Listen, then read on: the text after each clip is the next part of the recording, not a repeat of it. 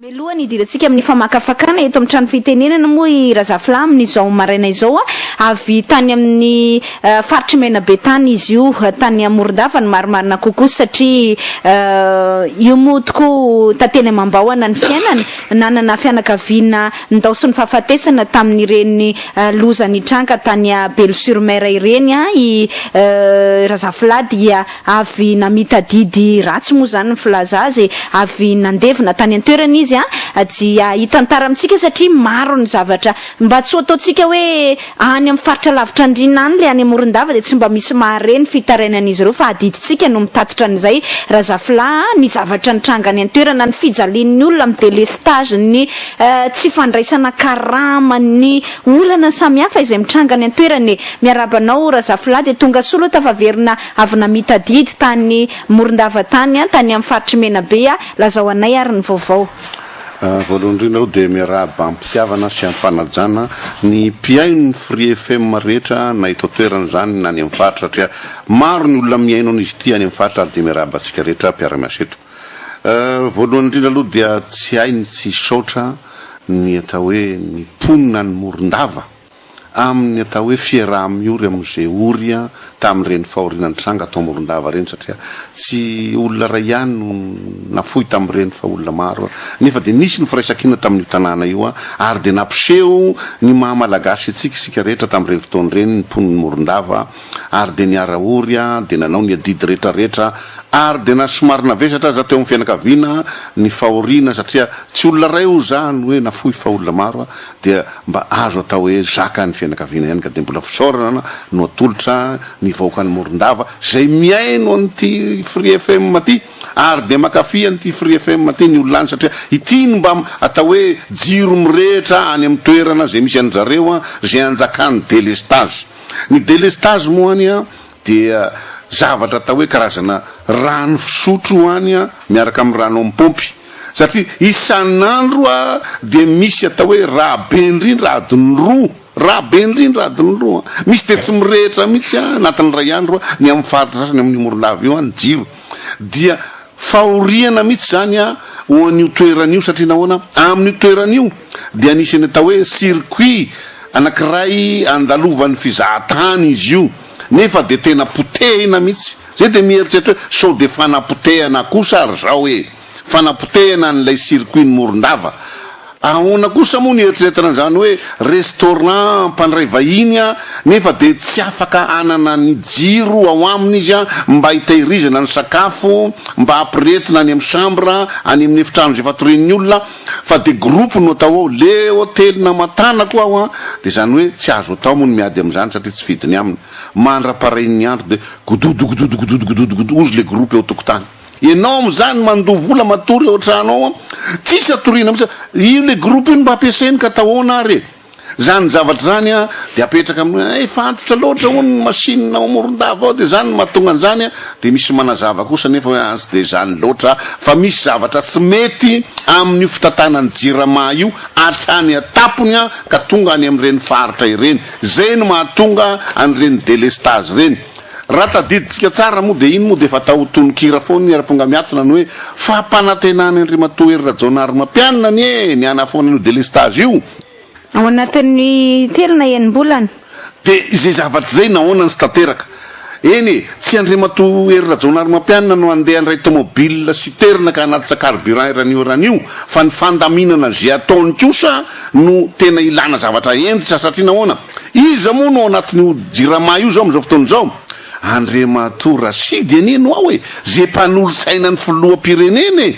ahoana ary moa ny heverana ny hoe tsy mandeha zany jirama zany fa misy zavatra mikorotana foana mijaly ny olona mpampiasan'izy io dia ozytsika hoe le manodidina n'le rangahy io dia olona tsisy ilana azy mihitsy na fahaizana zany na toe-tsaina miteny an'izany zay hoe le manodidina azy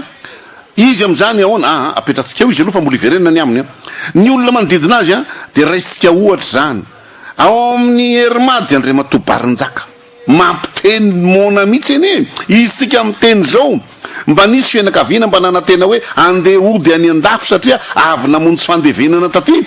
dia tsy fantatra na avao aéroplanina na tsy avao aéroplanina amitsika miteny zao satria andro andro dia tsy misy aéroplanina miainga mihitsy efa firy andro tsy mbola misy roplanina miainga satria anao misy zavatra tsy mandeha ao amin'ny herimady ao hoe nahoana le mpiasa ao no atao salamin'io le mpiasa ny herimady any fihetseham-po ny olona ty tanyrazana sy tiany lay toeram-piasany no nanaovany an'ireny fihetsika hatramin'izay reny ka nahoana izy no saziana eo zany nanaovako hoe mba tsy misaina ihany anie zao olona amin'ny hoe conseil d'administration ny herimady zao hoe tsy misaina zany conseil zany hoe filakevitra amin'inona filakevitra amin'ny tsy marina anome ohatra am'zany tsy marina zany le atera vo nentina tety vaovao vo nitsenaina vo tsy ampiray volana mbola enga tany velany araky ny tenin'ny teknisiana de efa nisy zavatra tsy nanjary tongeto izao mandehana zay tejery ny vato reny tsy afaka miala satria nahoana misy zavatra tsy manjary izany ve no ampidiran'Andriamatoa barinjaka ny firenena de mijery fotsiny vena Andriamatoa filoham-pirenena am'zany zavatra zany tonga reny fotoana Andriamatoa ery Rajaonary Mampianiny efa mba nilaza ihany ianao teo amin'ny kabarina hoe lesona ho any zavatra lasa ka tena avy eom-ponao ve zany lesona zany sa resaka atao fotsiny ampandriana drisy raha tsy lesona fotsiny mandeha ho azy zany teninao zany a tokony mba ho jerenao akipilizy ho any re olona manodidina anao tsy hanao inininy reo hoe re olona tsy manjary mampanitsaka zavatra maloto anao mampanitsaka zavatra maloto anao anie reo zavatra ao mba tsy tenenany zany amin'ny tenin'ny vatany izy rehetra mpanolo sainanao reo a tsy misy olona manjary reo raha ny zavatra vita ny jerena zany fividianana tera zany a efa misy mandeha siosion ray eo ampiany rasapaty eo zay tany morondavany misy miresaka zay tany Maurice de maheno fa to ny vidy roplanina ty Maurice ndray olonareo ka de efa vita soniny taratasy momban'izao fa io tsy ho livrena raha tsy afaka 5 taona na mariny zany na lainga de manely tsao angamba ny olona miteny an'izany nefa misy zavatra tsy mety eo mato miresaka salam'izany ny olona inona zany hoe zavatra vidina nefa afaka 5 taona vo livrena zay ndre le roplanina Mauriciana nefa nampiasain'ny Mauriciana ndray to hoe ho vodina to hoe ho zay tsy nanatry maso de zay zavatra zany ny zavatra miseho any amin'ny faritra any miandry roplanina ny olona mba hoe andehanana satria manko hoe io a no mampitohy malakilaky a ny eto amitsika sy ny any velany any Fort Dauphin tranga koa zany zavatra any olona avy any miantso anay a zay eo ampiandrasapaty eo na tsony olona ony rangara zafla ona ty zavatra ty zao ny zavatra mitranga ty ny karama fa zany volany be antitra tany saika tsy azo satria tsisy roplanina de motery nanaovana volina manokana misy mba hitondrana ny volany be antitra de izany foana ve no atao eto hoe zany zavatra vonjy tavanandro zany mba tokony niova ragnany fa mindra fa efa miteny ihany ianao Andriamatoa filohan'ny repoblika fa lesonao anao ny zavatra nitranga ka raha lesonao anao ary moa de raisony andraikitrao mba tsy ampiteniteny foana ny mpanao gazety ndray io ndray ny mpanao gazety fa de efa nenjena rano ray fotsiny no ataonareo tsy fanenjena na hoe tsy tiako volona alapika tsy zany tsy nanao inonanay ianao personnellement fa ianao nandray andraikitra ary ianao nilaza hoe manao fanamby ka tateraho ary le fanamby ataonao meko ohatra anankiray ary ianao zao mba ahoana moa no anazavana ny hoe ajanona ndray zao ny fantaovam-bola rehetrarehetra ny fanjakana nefa ny mpiasa any amin'ny lycée teknika ny Morondava hatramin'ny volana oktobra sy mandraiky karama olombelona honany tsy omenao karama mandritra ny 4 volana ka ho afaka iaina normalemana ara-dalàna mamelo mba de manjanaky reo olona reo eo amin'ny tany mamonina ve ilainao hoe andeha hitrosatsy hitrosaroa le mpiasa-panjakana de mba ahoana ny voninahitry le olona am'izay fantatrareo aty atapony aty ve zany sady tsy fantatrareo raha ohatra zany tsy fantatro ty de ahoana ihany reny fomba fiasan'ny fanjakana ty tsy mahare vaovao ve any amin'ny faritra ve fa de nety ambany oronareo to Tananarivo aty ihany zavatra fantatrareo raha misy zavatra kely tana ary vonjena kely ero ny ery tambatambazana ny député tambatambazana ny ery io resaka fanambatambazana député manana pirofo momba an'io zay mpanao gazety fa saingy zao kosa aloha hoe raha ny zavatra nataotao aloha de mahamenatra satria raha izy kohatra akaika manonona mihitsy zay ny député Nicolas afaka hiteny ve ny député Nicolas fa tsy hoe mitsotikioty olona tesy tero izany zavatra zany tokony ho fantatra Andriamatoa ery Rajaonary Mampianiny zany hoe ny olona sala am'izany eny mandoto azy raha nanao an'izany fikiotikiotiana député zany izy a tokony mba nataony mba amin'ny fomba mihaja raha ohatra efa tsy maintsy atao ihany nefa zavatra tsy fanaony zany fa de zao mibaribary le izy de le député misy miteny anay hoe ihany naneny côté nefa zay tsy nanaiky hoe andeha anao an'izany majorité vaovao zany andeha anao an'izany zavatra zany ny zavatra misy any amin'ny faritra any tsy de hoe tsy mahalala an'izany ny olona any fatapatany izy ary indrindra moa fa hoe ny Free FM moa de mandeha tsara any amin'ny faritra iny de fantatry ny olona dolo ny misy any ka mba tsy arasy tarehinareo mandavataona re mba mandini ianao Andriamatoa ery Rajaonary Mampianina hoe hataonao ahoana reto olona tsy manjary manodidina anao reto tokony mitadiavanao fanafodiny reo io ane le hoe il faut nettoyer l'écurie d'Augias tsy maintsy diovinao a le toerana maloto fa raha tsy zany de anao ihany no ao anatin'io maloto iny efa ranika anjaranao filoham-pirenena zay milaza hoe mbola sako mitsangana eto anatrehanareo sa mitsangana eto anatrehan'ny vahoaka ianao a ekena zany nefa hoe itsangana eo am'tsenatra ve apetraka zany hoeritreretinao indrindra raha teo moa raha zafilafa nagaga tao anatin'ny kabarin'ny filohan'ny repoblika tany anosy be roa andro lasa izay izy le niteny hoe mila mandefitra hony ny mpiasan'ny ery Madagasikara ao anatin'ny fitokonana izay ataon'izy ireo de gaga ny tena raha zafila hoe nahoana moa ny mpiasa ihany no asaina mandefitra ny filohan'ny repoblika ve tsy mba afaka mandefitra ary ny tena marina aza tsy resaka hoe fitakiana fandeferana kory ny amin'ny filohan'ny repoblika ny any angatahana aminy ane de hoe efa hitapokitam-pirenena le olona napetraka ao anivon'ny ery Madagasikara fa alohan'ny mpiasa noho ny fomba fitantanana izay tsy manjary noho ny fomba fiasany izay tsy mandeha amin'izay laoniny noho ny tsy fahaiza mitantana noho ny ataontsika hoe fanaovana kajikajy abankiropitra n'le orinasa mihitsiny de rehefa angatahana ve ianao andriamatoa filohan'ny repoblika hoe mba raiso ny andraikitrao de ny antenenao de mandefera ary mpiasa tsy tokony ve amin'ny maray aman-dreny any filohan'ny repoblika mihaino ny etaetany zany zanany zany ary mba mijery amin'ny fotsy miangatra ny hoe mitombona sa tsy mitombona le izy iza moa tsy efa nanankinana andriamatoa Rabarinjaka Henri Razafila iza ny tsy efa nanankiana azy hatramin'izay na le hoe fipetrahany teo amin'ny filoha amin'ny filankevim-pitantanany ery Madagasikara zany nge le fomba natongavany teo de efa nabe adevitra zany nge de efa tokony mba eritreretin'ny filohan'ny repoblika de za zany te ametraka hoe tsy adala reo olona reo andriamatoa filohan'ny repoblika raha hoe olona ray no nitaky ny fanesorana an'andriamatoa Henri Rabarinjaka de mba hoe marina zany eny mety andeha ataontsika angamba hoe fialonana neny zany olona zany ataontsika angamba hoe tsy fitiavana manokana le alako bika tsy tiako tareny teneninao teo fa ny sehatra rehetra nge jereo hoe tsy misy tsy mitaky ny fialany zany Henri Rabarinjaka zany manodidina ny filohan'ny repoblika ary raha ny sisony resaka re aza de hoe hatrany amin'ny communauté internationale mihitsy no mametraka tadidiko tamin'ny teteza mita Razafila de misy olona izay tena nahakivo ny mpiara-miasany tamin'ny sehatra resam-pirenena mihitsy teo akaiky n'andriamatoa Andry Rajoelina tamin'izany fotoana zany io madama io re mba esory fa de io nefa mandratsendrika an'le fikambanana le mandratsendrika an'le fitantanana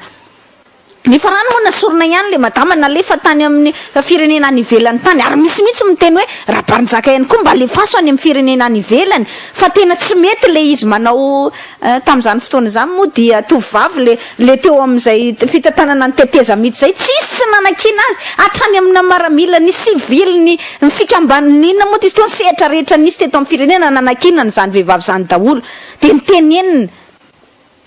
andriamatoa Andry Rajoelina tamin'izany fotoana zany miala ihany moa le olona fa ity amin'izao fotoana zao de efa tenen'olona hoe ity indray no version an'ilay vehivavy tamin'ny teteza mita zany ty Henri Rabarinjaka amin'izao fotoana zao ty zany hoe tiana tenenao anatin'le izy de hoe mandratsendrika anao andriamatoa filoha ary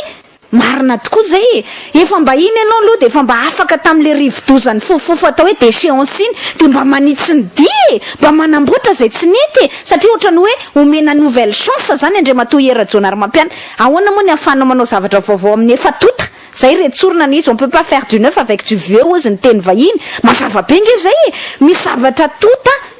tao anatin'le fitantananao lo mihitsiny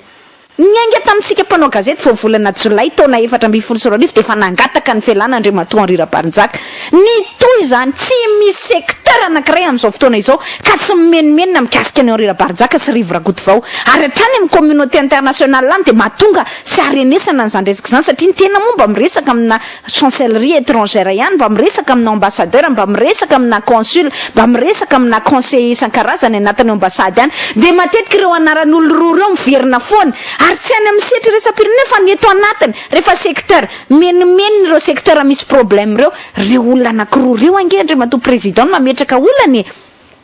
de no fiangataka am'le mpiasan'ny Air Madagascar mandefera ianareo fa ianao zany tsy afaka mandefitra mihitsy am'le vary sy tsy parifary izay manodidina anao eo. Ary na Omer Berzika raha tao anatin'ny interview tako tamin'ny gazety Omaly de nametraka mihitsy hoe andriamatoa président aloha doit d'abord balayer devant ses portes. Mila manadino ao manodidina azy izy aloha vao hiteniteny olona hoe ohatran'izao raha mandefitra ianao sao de ianao no tokony mandefitra voalohany ary io mbola comportement na fihetsika mba tsy anana ny era-jonary mampianana mihitsy mba takina aminy hoe mba mieno ary indrindraindrindra mba manana n'izay humilité zay fandavatena izay hoe miaiky ianao mizavatra tsy mety de ailika tsy mahafaty ange tsy ilozan'izay tsompinamana ange nareo mbany rivo rabarinjaka sy rivo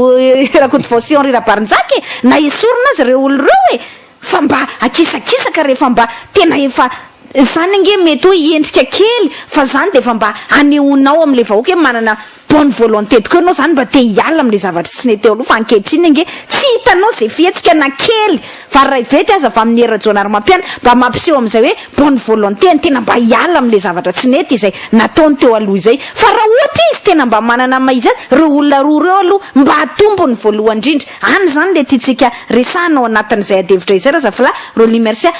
raha ohatra hoe manampy an'izay resaka zay manko tsika de ohatrany hoe zany hoe misy zavatra maloto ao tokotaninao fa ianao le zavatra maloto ao tokotaninao tsy mba diovinao fa mahery anao miteny hoe maloto koa le ao tokotanin'le député ary amin'ny assemblée ary mba maloto koa ny ao tokotanin'ny mpanao gazety mba maloto koa ny ao tokotanin'ny hermady mba maloto ny ao tokotanin'ny domaine fa ny ao tokotaninao zay ivoanao maraina toandro arivo eo sady feny fako tsy voaroaka ny zordira no tsy mba misy mamafa no ny rano maloto miandro tsy hitanao zay le image na le endrika omeny zay fisiriziri ny era-jonary mampianina ao anatin'izay zavatra ataon'izay firena kely vetivety le morondava raha zafla am'izao tsika miteny zao mampalahelo mihitsy ny toedra rany satria misy io moa famvakitsika matsila ary anairana ministère ny varotra indray fa misy inspecteur zany any mitonina fa inspecteur amin'ny ministère ny commerce efa nisy any zay nitranga tany Majunga efa mivakitsika batsilana teto isoratsika ministère ny commerce na ny varotra fa efa mba nandraisany andraikitra fa am'izao fotoana izao indray misy olona zany anankidimy tsy manana mandat fa mitonina fa inspecteur de commerce mitety an'ireo mpivarotra ohatrany hoe raha tsorina de manao raquettage mihitsy zany hoe mba vola tsy mitondra mandat tsy mitondra ninina tsy mitondra taratasy de hoe amin'ny anarany ministère ny varotra de maka vola etsero zany ange le fitondrana fohy be nge maloto am'izany maizina am'izany ary inona moa alohan'ny olona am'izany fihetsika izany fa zavatra mitranga ao Morondava am'izao fotoana izao ka nairana ny sain'ny tompona andraikitra eo anivon'ny fitondram-panjakana mba jereo zany fa olona mitonina fa inspecteur de commerce mitonina fa iraka avaty amin'ny fitondram-panjakana fohy be aty amin'ny ministère ny varotra aty zany de manao raketa tsotro zao mangataka vola tsotro zao zany mitety an'ireo opérateur ao Morondava ireo tsara ny mba hijerena akaiky an'izay anampy an'le resaka teo moa reo limercia de avy eo razafla ny zava-balaza vaingana na namana razafla na ianao la tena kotonrazafy de hoe ary no lazay ny premier ministre Birzik raha teo izy io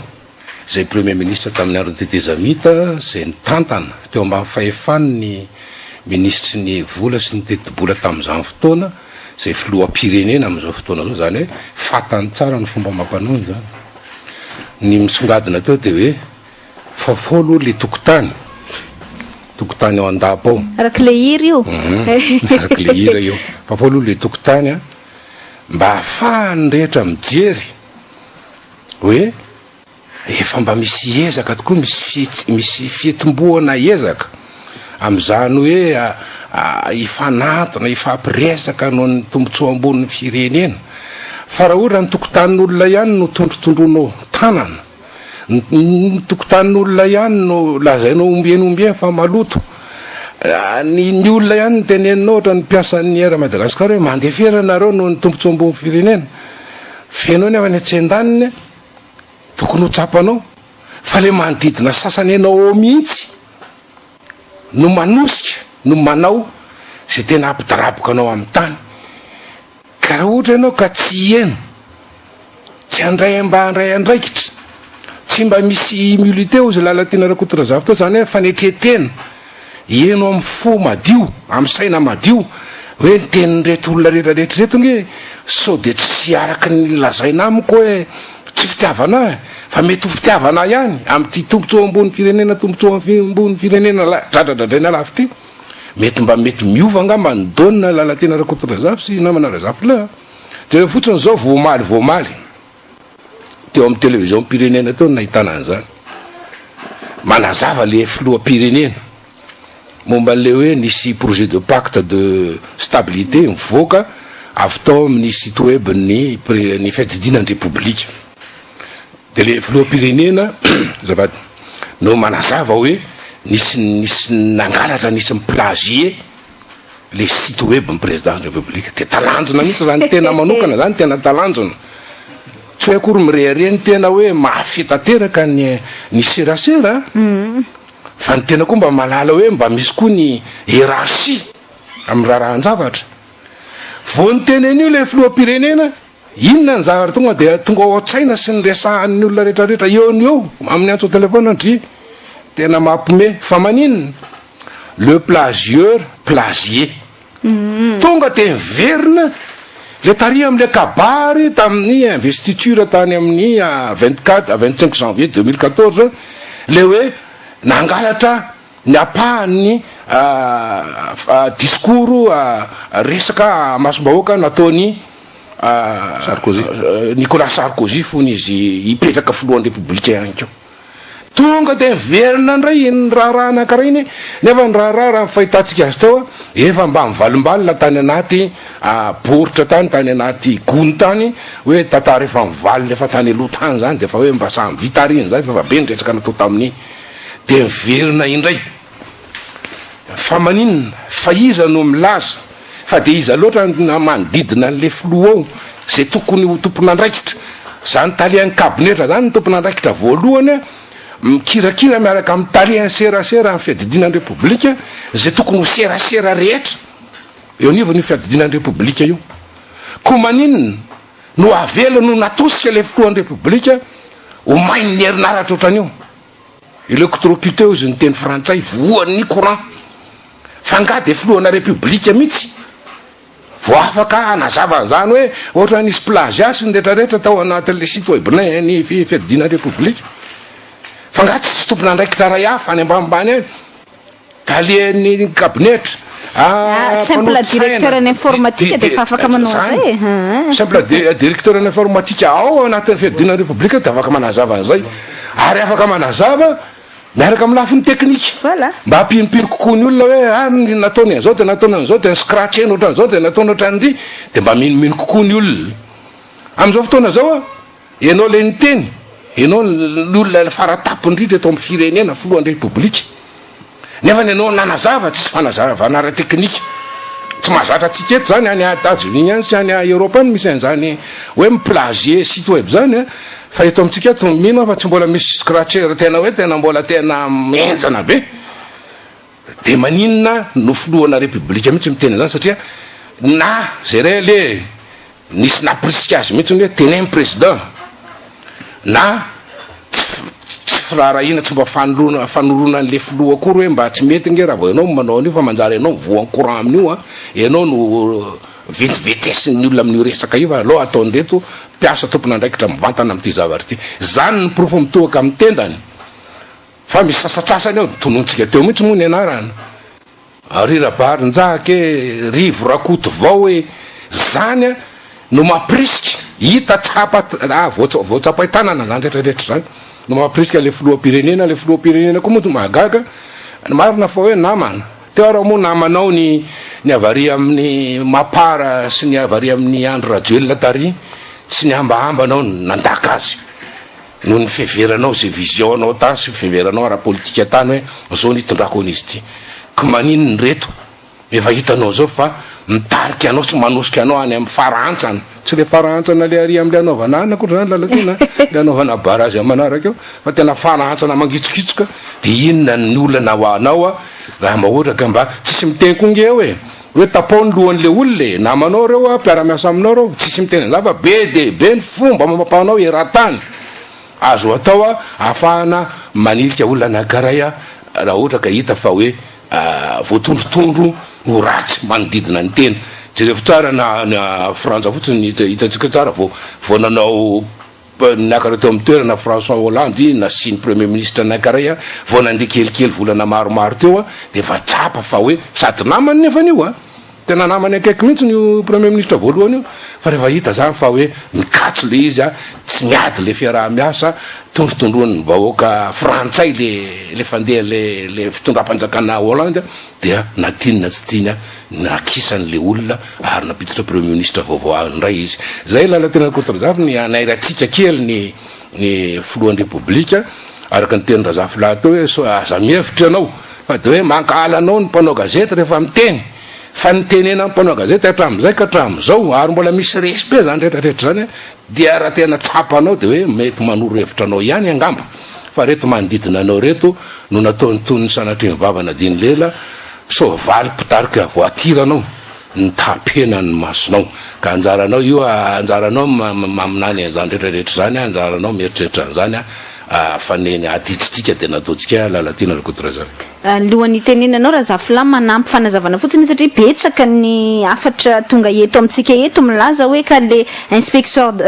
de azafady contrôleur de commerce na commissaire ny commerce na inspecteur izay manao ny fomba ny tenentsika ny Morondava am'izao tsika miteny zao 10 nisan'izy ireo any efa fomba ratsy fanaon'izy ireo mihitsy fa tsy any rery fa am'ireny vohiparitany fa na eto Antananarivo ihany koa na any eto Masana any Mahajanga de matetika misy an'io trango io zany hoe mampiasa n'le manao fanatara-pahefana fotsiny zao zany satria hoe inspecteur anao na contrôleur na commissaire na commerce de andeha ampiasa an'izay andeha ataotsika hoe titre anananao zay andeha akana vola etseroa na anaovana raketa etseroa zay le anairantsika ny tompona ndraiky mpanjakana zany zay tranga izay satria tony zao mpivarotra izay mitaraina antsika an'izany hoe na zay eto Antananarivo ihany koa ne de tratran'io fihetsika io tsy hainao hoe avaiza tsisy mandaty tsisy taratasy fa de tonga fotsiny de na zavatra kely tsy misy dikana raha de mandoava vola zay vao ohatrany hoe atao fitadiavam-bola zany le mpivarotra zany ny tokony injea amin'ny bramal hoe tena miady amin'ny kolokolo fa tsy ary amin'ny lafiny politika andrimy mampamiratra azy ao anatiny zay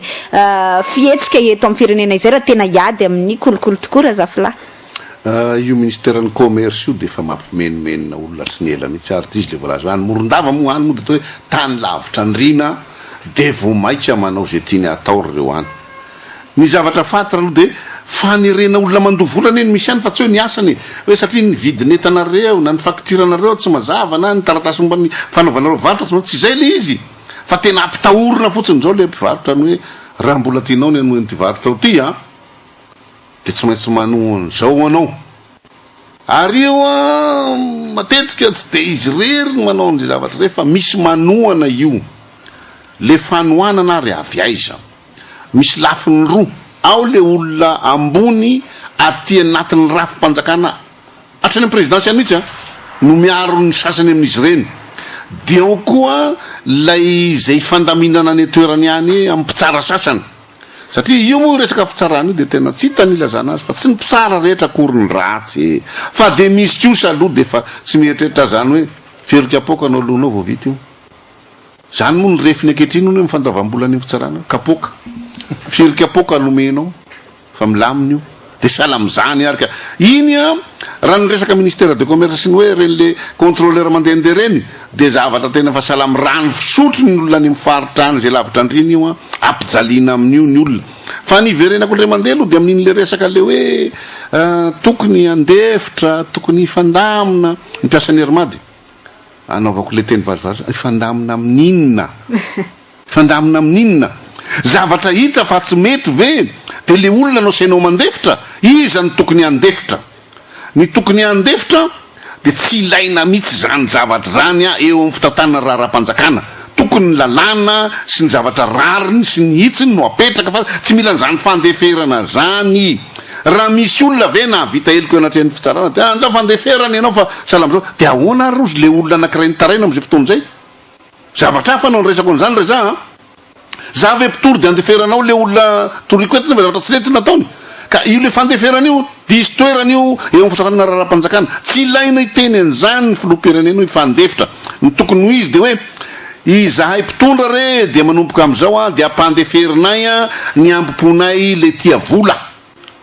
sy ty voninahitra raha izay no ampandeferina zareo de manaiky azo ekeny zany fa raha hoe ny olona hiarany zany zavatra tsy indrazo lena sy ny asa tsy mety zany no ampandeferina angamba tsy mety ny piasan'ny hermady any tadio tsara fa efatra zao no niarana sazy ireo efatra niarana sazy ireo inona ny zavatra nataony ny zavatra nataony de nitaky ny ampilaminana ny fitantanana ny hermady io satria misy zavatra tsy manjary ao. Izy any manao zavatra tsy manjary ao anatin'izany Andriamatora Baranjaka anatin'izany ry zareo oatra amin'ny direction générale zay mahalala ny zavatra tsy mety ao nefa de mitsipy maso izy rehetrarehetra satria samy miarakomana. Ray soatra zao fividianana atera zao olona ray ve nanapa-kevitra am'izao olona maromaro nanao an'izao atera hita fa efa marary kiboatra ny velany any a etina ty Madagasikara ty a de tonga eto ndray de efa tsy afaka midekona raha izany moa zao ny mahafaty olona de ahoana mbola nyresaka ny fananam-pirenena ny zao ny resana fa raha sanatria moa zany ka mitaridoza mahafaty olona de ahoana iza ny tompona andraikitra de tsotsoka fotsiny rey Baranjaka rehefa misy zavatra anazy de andreo planina de lefa ny velany any de vitavita ho azy engane mba tsisy re zany ry tompoandriamanitra ka hoe ireo planina ny vidinareo no teradoza eto Madagasikara ka eo zany nitaritana ny sain'ny filohan'ny republika ny hoe Andriamato teny mbola misy ny fotoana diovy tokoa ny ao ambaravaranao fa tsy mahamenatra ilaza angamy ianao hoe sarotra ny manolo olona fa sarotra ny mahita olona tsy lany vorona ty tany ty Andriamato filoham-pirenena ny olona mahay be de be nisy olona nanontaniana tamina filazam-baovao anankiray ianao be kritika ianao be fanakianan'io ve mba afaka manome atao hoe tolo-kevitra ianao ary anaovan'ny olona mpitondra fanovana ny salamo zany afaka ao izy fa saingy zao zany ety evelan'ny fitondrana ao izy ka maninona raha izy rehetra ao no mitady andrefa zany terenao anome tolo-kevitra ho azy ozy izy ny andraisan'rareo vola be isam-bolanao any eo izy hitady atao hoe vahaolana amin'ny zavatra mitranga eto amin'ny firenena ka za tsy mandray an'izany ve ozy izy tsy fitiavatena ny hafa zao rehefa tonga ny fotoana mba izany reny amin'io de mba manome ny vahaolana fa ry zareo velao eo izy tanao zany misy Andriamato filoham-pirenena ny olona mahavoava ny olan'io mijerenao manodidina anao hitanao hoe ary to misy olona mahay ny salamo zao momba ny fitantanana ny jirama io ary misy olona salamo zao momba ny fitantanana ny salamo zao fa tsy zay no ataonao fa ny akamakama ihany no atao ao ny piasan'ny hermady de miaiky dolodolo fa izy rehetra mpitatana ao amin'io hermady io nya de niditra HVM mba ho tsara toeranao zany ve nitondrana firenena olona fantatra fa tsy mahazaka an'le toerana de ino no apetraka ao satria hoe efa niditra HVM anjaranao Andriamato filoha ny mandinika an'izay fa raha ry Andriamato rivo aniny azy de ny fitantanana ny HVM ny mamay azy ya fitantanana ny HVM zay scénario anankiray ty namana Razafla fitantanana ny HVM ataony rivo Rakotovao zay amin'ny andro anankiray a ibotiny ny hery Rajonary Mampianina da de tsika ny tantara tamin'ny fotoan'andro rehefa nasaisaina hafahafa zay ny toedra raha teo anivon'ny fitondrana première république tsisy mifanakaiky tsisy mifampinamana tsisy ny arany aza ny ohatra an'izany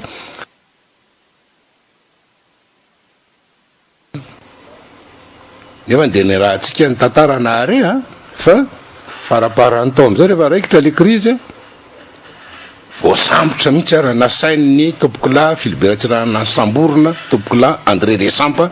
satria voatondro fa hoe efa tady anareo ohatra le toedra raha de nakianongana azy katrainy mihitsy de nikadrainy tato amin'ny révolution socialiste nitarian'ny amiral Didier Ratsiraka evoana tenetena de fa ny raha tsika nahita miparasaka mihitsy le arema maro be misy karazany arema isorake arema zao ampotsoloatra sy ny rehetrarehetra ary taty amin'ny faraparany taty koa efa naiky apiditra amponja mihitsy olona akaiky azy ny amiral Didier Ratsiraka kanefa moa izy voatery nitsoka iny satria teo vao fatany fa hoe misy sasany am'reto manodidina ary atoka le toerako mihitsy nijereny sy tebaviny alaina tamin'ny androny Marc Ravalomanana toy izany ihany koa ary Marc Ravalomanana ndray moa amin'izy iny chef Medman iny ataony hatrany amin'ny politika ny azy tonga de ataony mahitsitsy tonga de nydradratany ny eritreretiny fa tady akan'le toerany modinamany io de tady akan'le toerany ka tsy fantatra ny tsy misy zavatra miova fa ny eo any no mivadibadika hoy izy ny fitenenana ary hoy izy ny oabolana frantsay ny tantara dia le fiverimberenana foana ihany ka sao de mba ndray andro any tsy halala ty filoham-pirenena kehitriny ty fa ny ary avelany ery no mabotirika masony mamena masony maharomotra azy na tsika miteny eto zao nge mino maromaro na lalatina kotra za fa maharomotro azy mihitsy de aty no eritreretina hoe ataovy an'izao tifiro mibasy any efa maizimaizina sambory any sy ny rehetrarehetra kanefa ny atsita fa io ambany fomba fitenenana atsika moa hoe bitinorana io ambany vavoronao eo io no miketrika moramora milamindamina satria mahafantatra anao tsara mahafantatra ny fomba mampanaonao tsara io no miketrika moramora milamindamina ny ingananao ao amin'ny ora tsy apozinao ianao mbola matory any ambopy fandrina amin'ny enina maraina efa zavatra fa misehoka resaka daholo zany rehetrarehetra zany dans le cadre na ataontsika hoe l'histoire est un éternel le commencement zany rehetrarehetra zany tsy voany any no miboaka ka mila zany rehetrarehetra zany raha miteny filoham-pirenena omaly tany Antsiranana mbola niteny koa izy tany Nosy-be hoe miantso atsika iresaka manodidina latabatra anankiray aoka zay zao aoka zay nyry de ndre matofo loha ianao nge principal initiateur ny fanatanterahana an'le didina voaka fididy fanapahana na voaka ny ACC ka raha madifo tokony ianao efa ampy zay fiantsona masom-bahoaka zay mba mijery ny olona zany mba miandry inona am'izay zany mifanaraka amin'ny fiantsona nataonao inona am'izay le ho ataonao ho atsonao ve ny olona tokony zay fandraiky am'ty raha ty olana goavana ty resaka manodidina ny latabatra satria ny eniny olona sy hitan'ny olona am'izao fotoana zao ary ianao raha atao mbola resantsika zay rehefa aveo ianao raha atao mihitsy nanao aveo omaly teo amin'ny TV matao hoe tena fa misy ny firesadresahana amin'ny député any de tonga de efa fantatsy ny olona araka ny teny razafila teo hoe Nicolas Randrenasolo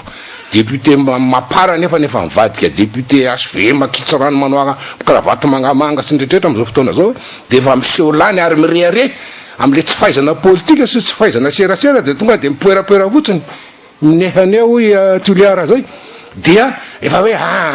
efa ndresahanay daholo zao ka efa aty aminay daholo ny majorité zao afa anao majorité présidentielle vaovao ndray zay eo anivon'ny assemblée nationale eo de mbola resaka koa rehefa vela tena kotona za fa ny loatra mipoerapoera loatra tsy hainy le rongisa misosoka mangina atao ambadikato zay ampivalana azy Nicolas Randrenasolo sy reto HVM reto fa ho resaka koa rehefa aveo misy révélation kely i Marc Karavalomana sy ny député Tim manenge ato ka mahandro gisa be roniny be menaka be mihitsy ato fa eto variny ary tonga de tena mandeha any amin'ny dokotera eno hoe aitsona ambulance mihitsy ary raha vao tsy mahay tsara am'le fanafody de lany daholo ny ao anaty rehetrarehetra ka mbola resanao zany lalatena kotra zafy rehefa aveo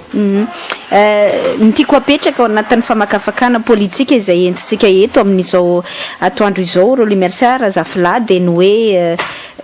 inona tokoa moa zany ty resaka hoe majorité parlementaire vaovao izay hipotra eo anivony anteminera-pirenena ity io moa samy manana ny fandroitany azy raha raisina zany le hevitry Erajonary Mampianana natsidiny tamin'ny fahita lafi-pirenena omaly de hoe efa misy nge solombavam-baoaka vonona amin'ny fifanakaloza-kevitra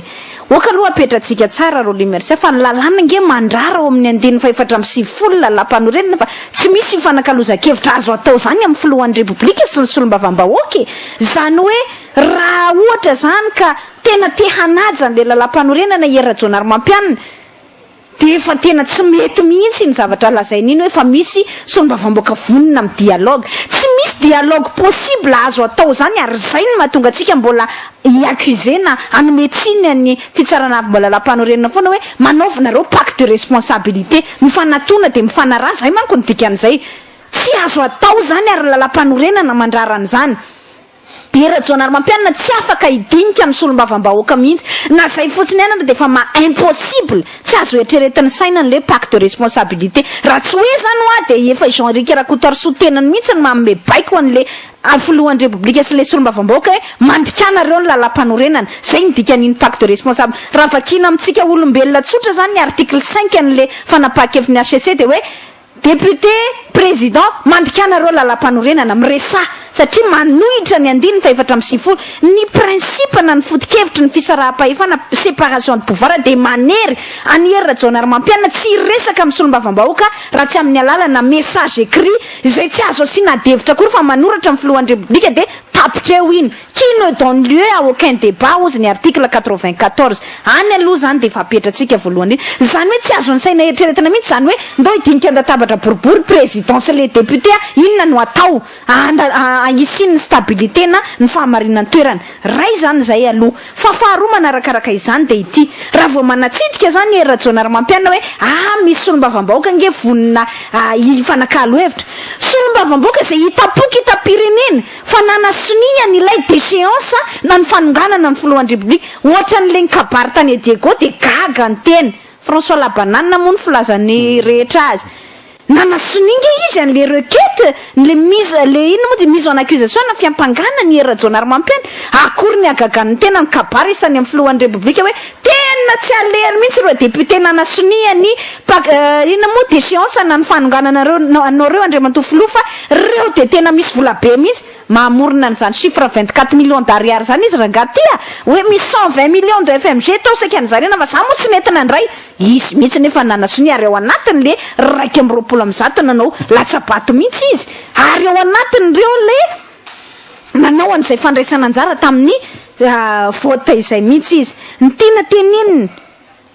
tenenina ao anatin'le izy de hoe andriamatoa era jaonary mampianina zany de efa manakeritreritra indray anjony moramora andreo solombavam-bahoaka ireo ninina ho lazaitsika de fa tentative na corruption aveu na tentative na corruption zay Roly Mercia hoe solombavam-bahoaka efa fantatro mazava so fa nitady ny anonganana anao teo anivony any tamin'ny era-pirenena droit nomeny lalam-panorenana tsy prérogative nomeny lalam-panorenana de ho tetavinao cotina indray de tetavinao anangana nouvelle majorité présidentielle indray no PMP vaovao indray de fa le monde à l'envers manana mafy na fianakaviam-be resapirenena tsy ho tapatsinay mahita hoe ohatray ko le député tsy possible nge isy hoe atsangana majorité vaovao indray filohan'ny république ka tsy aka am'retsy efa nanasonia an'le déchéance retsy dikan'izay zany mitombona mihitsy le hoe avay daoly aloha listre reo rehetrarehetra solombavam-bahoaka izay nanasonia an'lay fiampangana amin'ny filohan'ny république reo nandatsabato sy reo ny seho vatany efatra amby roapolo am'zato teo anivony any tamin'ny era-pirenena ireo de avy eo am'izay jerevitsirairay zany mbola mitady anangana amin'ny PMP zany ray fa de tonga de ho avoaka mihitsy hoe reto zany ny mpanao mpandray kolikoly corrompu zany le député manao tsy possible manko hoe de noho ny conviction ndray ve de iverina amin'ny filohan'ny le retsy iza no barabaraina ino an'izany hoe ka mifoto-kevitra indray de nino ndray zay fa de tena le président fa avotsaika naonganao mino ndray zay fa de anao fampandrosoana le président io ka de lasa nivadika anakany ndray zay zany koa izy de efa tena tsy rariny ary tsy azony saina eritreretana kory hoe mbola isy député ndray ka avy tao anatyleraiky amby roapolo am'zato ka nde tsy mbadika ty amin'ny era jaonary mampianina indray ka raha mitsotra zany era jaonary mampianina misy aveu zay nataony zany hoe efa misy solombavam-bahoaka vonina nge any anao fanakalozakevitra misy fikononkononana kolokolo indray zany ao aloha tonga de vakina bantsilana ohatran'izay ny any fahitako azy de tsotra ary ny lojika indrindra raha miaingy amin'ny lalam-panorenana antsika miaingy amin'ny zavatra nitranga teo anivony any tamin'ny era-pirenena antsika de tahaka an'izao raha isy majorité mitsangana eo ary efa nandeha moa zay resaka zay nouvelle majorité parlementaire de ireo raiky amby roapolo am'zato izay nanasonisy ny vote na nandatsabato ny déchéance no mandrafitra n'izay nouvelle majorité parlementaire zay ary eo ny any tiako apetraka tsy possible ny eritreretana pacte de responsabilité zany ndray fa raha ohatra tsisy mizay le marina ny tenin'ny juriste samihafa namoaka an'izay tsy misy meilleur pacte de responsabilité mihoatra ny lalam-panorenana nge lalam-panorenana sy ny HCC tamin'ny décision tamin'ny volana febroary 2024 tsika tsy mamorona fanalalana sy ny zavatra navoaka ny HCC jurisprudence andraisitsika Roly Mercia razafla de tsotra ozy ny HCC hoe bon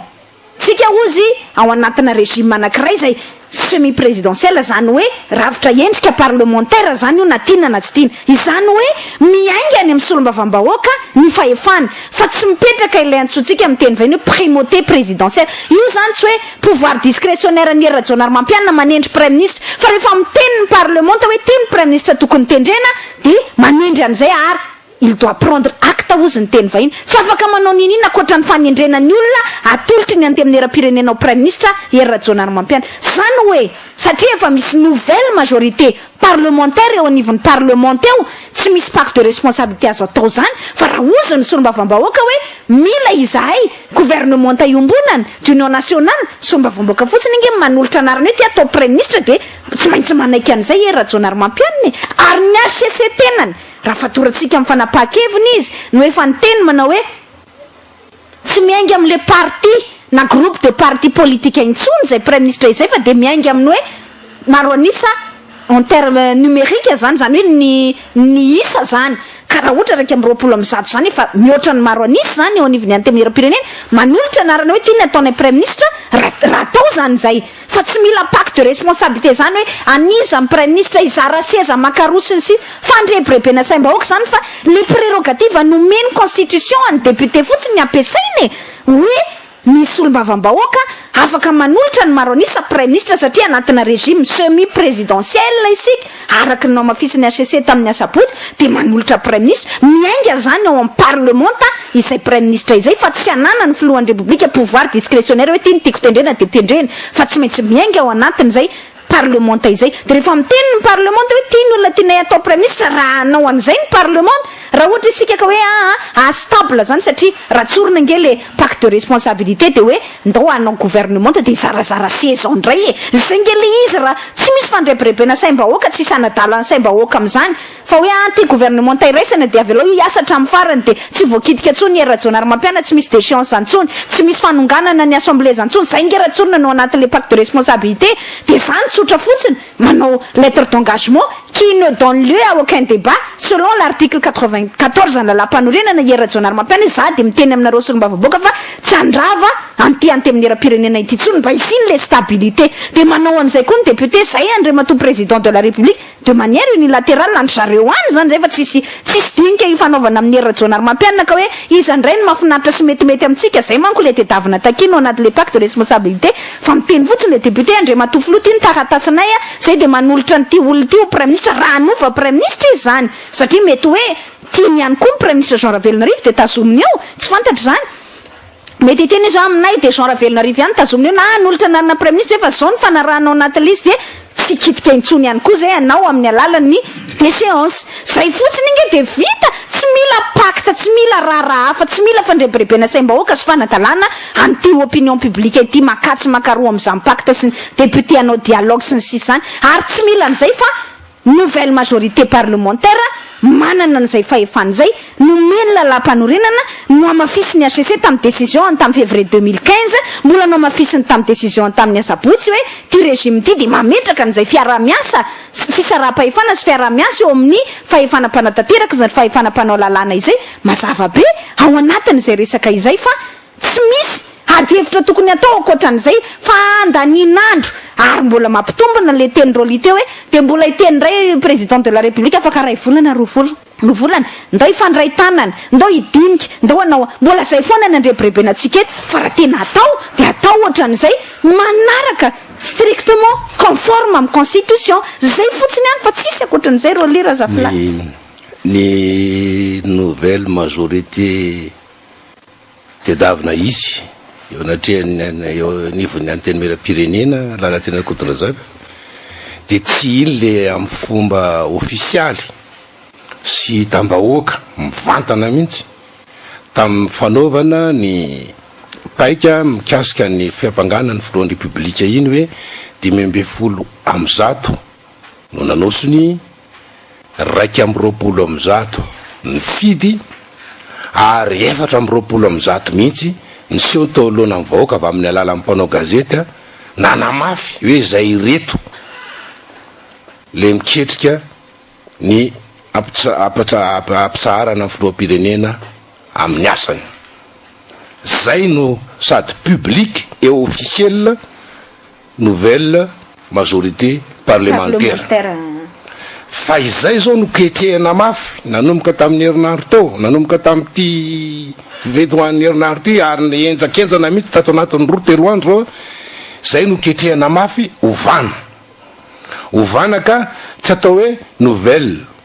majorité parlementaire itsony fa de tena atao hoe nouvelle majorité présidentielle ndray zany hoe kotikotina raha zay fomba fiteny azy mivantana lalatena rakotorazavy ny akamarony reo ao anatin'le 420 ny seho vahoaka avy amin'ny alala mpanao gazety nanamafy fa izay reto le tsy mila tsony ny filoham-pirenena hijanona eo amin'ny toerany kotikotina ny akabazany reo maro anisa amindreo a kotikotina araraka sy araka ndray amreto 3 davela nanonona ny filoham-pirenena de izay no andeha eritreretina hoe ho atsangana majorité parlementaire présidentielle de nieritseritra amin'io rehefa aveo hoe rehefa ho alefa am'izay le pacte de responsabilité teneninao tao de tsy avy amin'ny alalan'ry majorité parlementaire 124 any seo vahoaky ry fa avy amin'ty alalan'ty aniny tyo ty majorité présidentielle vaovao ty de hoe am'izay fotoana zay zany de malalaka amin'ny filoham-pirenena safidy zay premier ministre tiany atao eo malalaka amin'ny filoham-pirenena safidy zay ministre rehetrarehetra tiany atao eo ary malalaka amin'ny filoham-pirenena anao zay tiany atao ndray fa tsisy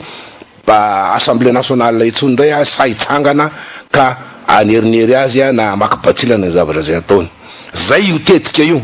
de izy moa zany araky ny teny zafila teo zany misy moa zany no tsy mahafehy politika tsy mahafehy serasera de va minihanay amy poerapoera matikamby sady hoe vitanay ty vitatsika ty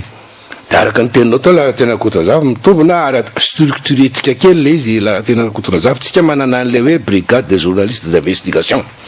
efa niantso raha teo ny bianco tamin'ny fotoanandro ny atsika hoe misy ny fiaraha-miasa amin'ny hoe zavatra avoaka amin'ny gazety zany de iny mba hoentina déclencher ny bianco enquête amina resaka corruption ka zao nanaovantsika azy anao veille tsika io veille journalistique zany avy amin'ny andraikitra atsika zany ny zava-misy masy de araka zay teneninao teo zay araky ny efa ny zavatra ny trango omaly de manomboka androany rapitso ho averimberitsika eto ho vakina mpalalana vahoaka reto daholy le député raiky amy 20 nanoana sy nanao aniny déchéance ny filoha pirenena iny reto ny anarany reto ny antoko na fikambana politika misy azy na fikambana tsotra misy azy tonontsika mpalalatsika vahoaka averimberitsika io am'izay fotoana zay ndray andro any afaka rona telo andro ka isy tsangana ny filoham-pirenena na ny manodidina azy na ny député Nicolas Randrenasolona zany itsangana hoe indreto izahay député vaovao formation vaovao majorité présidentielle de hojerevatsika hoe iza daholo ndray ny anaran'ireo am'izany majorité présidentielle vaovao zany ho ampitivitsika hoe misy am'ireo ve tato am'le nanongana ny filoham-pirenena raha vao misy ary tsy maintsy isy dia tsy misy fanazavana hafa na inona filazandreo na inona filazandreo ary zany no ndraikitsika ho ataotsika ataotsika vaky batsilany eto isanandro hoe ore olona ory vahoaka malagasy 20 tapitrisa nanao corruption reto matoa avy aty amin'ny 121 mivoté pour la déchéance no ivadika ary amin'ny nouvelle majorité présidentielle re tsisy fanazavana hafa mahazo milalalala mahazo miresaka zay te iresaka ampiasao ndray ny TVM manomboka amin'ny 9 maraina hatramin'ny 12 alina ilazana zao atsangatsaman'orana zao fa efa karapasina ina mozy tia sokatra rehetra tsisy fanazavana hafa nampivadika an'izany député zany akoatran'ny vola mikararana no zany misy corruption ary am'izay fotoana zay resahatsika dans le cadre n'zany veille zany resahatsika ataotsika anaovantsika an'izay fomba amampanao eto anivon'ny asa fanaovan-gazety teretsika raha ilaina ary aloha de tsorona mihitsy bianco anao enquête ary tsika koa dans le cadre amin'ny brigade des journalistes d'investigation anao enquête ary tsy maintsy ho fantatritsika izy zany namme volan'iza ary otrinina le volany mena oviana ary tamin'ny toerana taiza fa tsotrany ty foana ny anaovana an'ty toedra raha ty fireneny ty kisaky mihesika de hoe ny olona tany amin'ny saka mipetraka ary de tonga ty zany foana no anaovana an'ty zavatra ty no resa-bola mba babasy eky zay ozy mahajanga zay mba anao ny aditsika koa tsika lala tena kotorazavy satria mantsy zao am'le révélation am'izay io rehetra zany ry Nicolas Randrenasolo député Mapara lasa cravaty mangamanga lasa député HVM miaraka amin'ny Katisy ny namandreo miaraka am'ireo sisa nanamborana député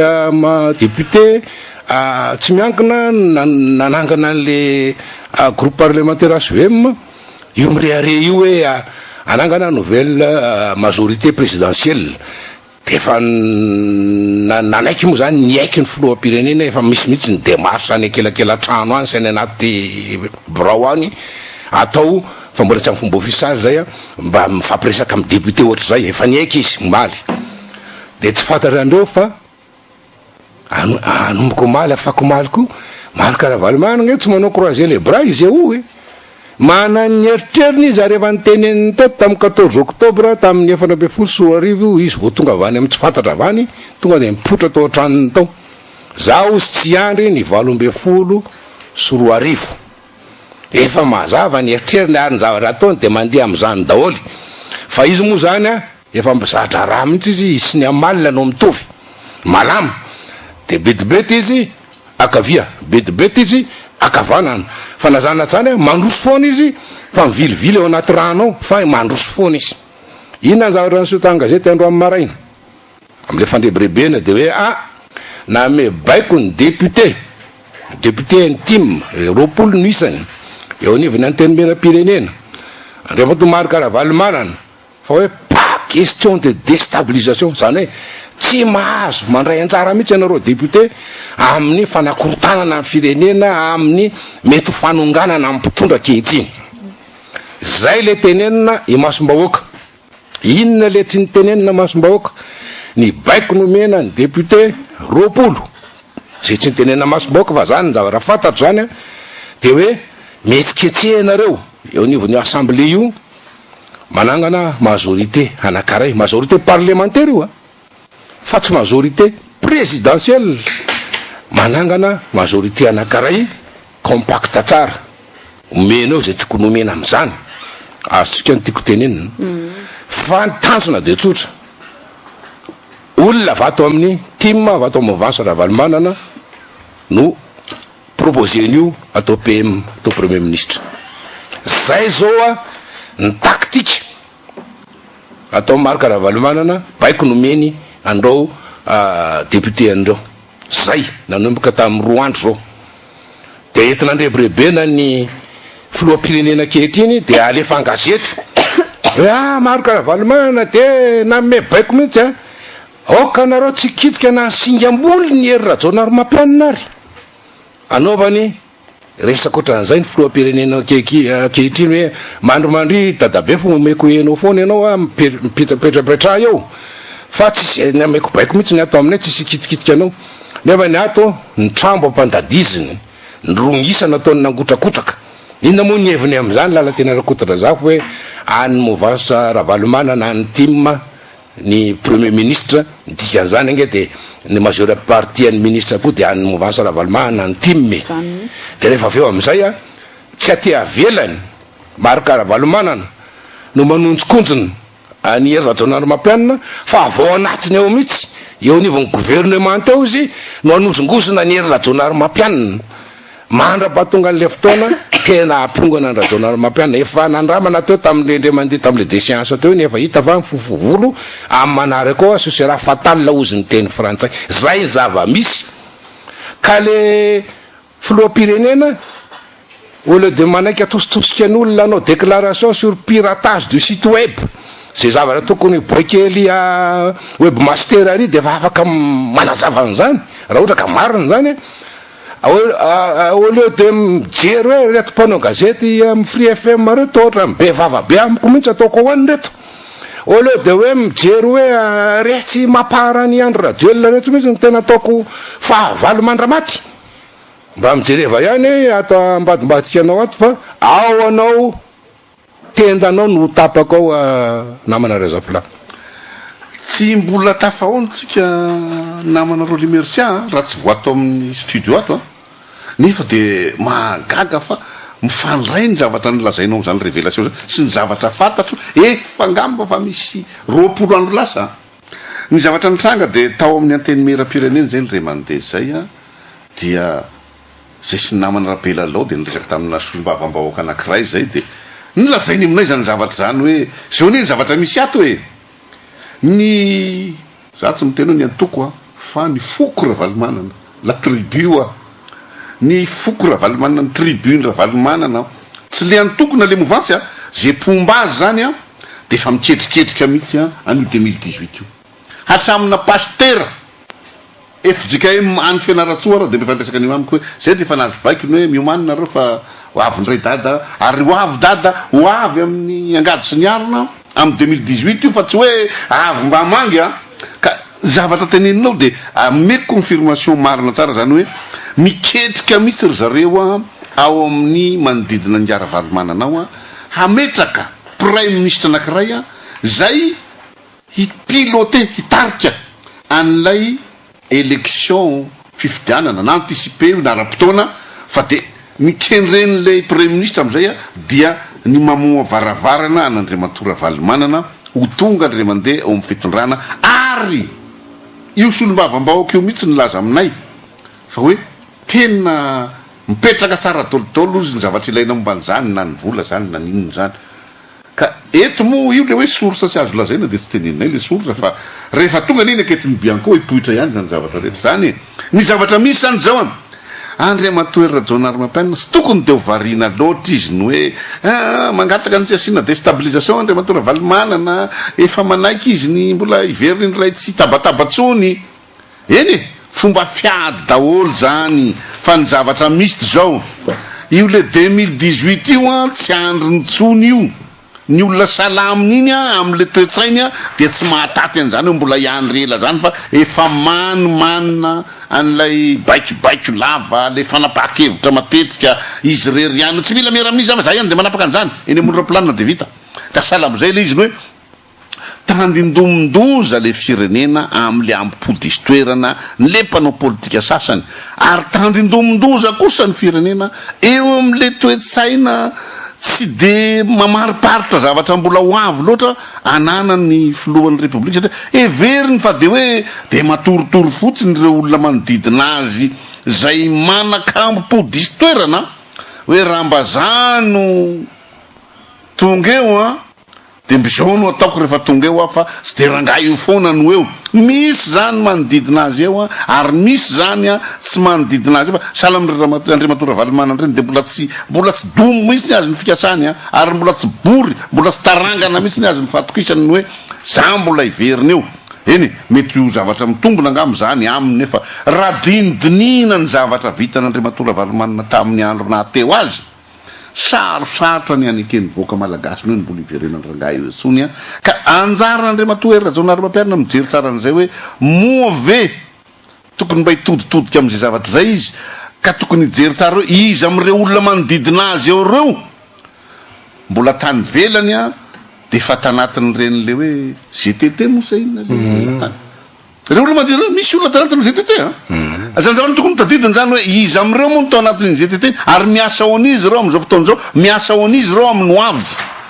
dia iverenantsika amin'izay ary le hoe pacte de stabilité aloha minitra kely zafila marana koniny resaka Ravalomanana iny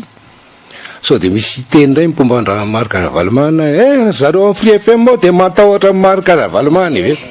tsy zany ka tsy zany mihitsy le izy fa niteto amin'ny Free FM hatramin'izay ka hatramin'izao ary mbola zay hatramin'ny farany dia milaza mazava tsara hoe alefa zay tokony alefa rehetrarehetra amin'ny lafin'ny lalàna sy nisa tokony ka na fifidahana filoham-pirenena mialohan'ny fotoana io na fifidahana filoham-pirenena raha mivalo amby folo sy roa arivo io sy hitranga eo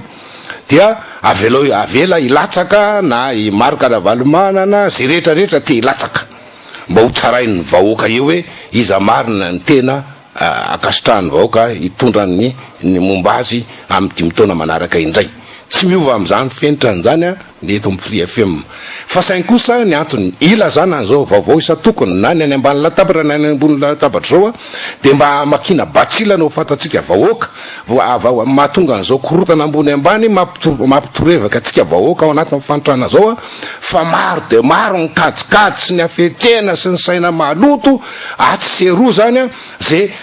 ketriketrehana any ambadibadika any mba haninona mba azahoana fitondrana farak'izay angana fa tsy fieritreretana any hoavy sy ny tompontsoa ny vahoaka zay monina sy tompo amin'ny fahefana eto Madagasikara eto. Le vahoaka maro anisa am'zany de any ambadik'Saondra am'zany zavatra rehetra zany ka izay no makina batsila tsy hoe fahatahorany iza mono atahotra an'izany hoe milatsaka hovidina raha valimbanina de atahotra ny atao Free FM zay raha de efa mahatsapa mihitsy hoe raha ny zavatra fantatra any amin'ny faritra any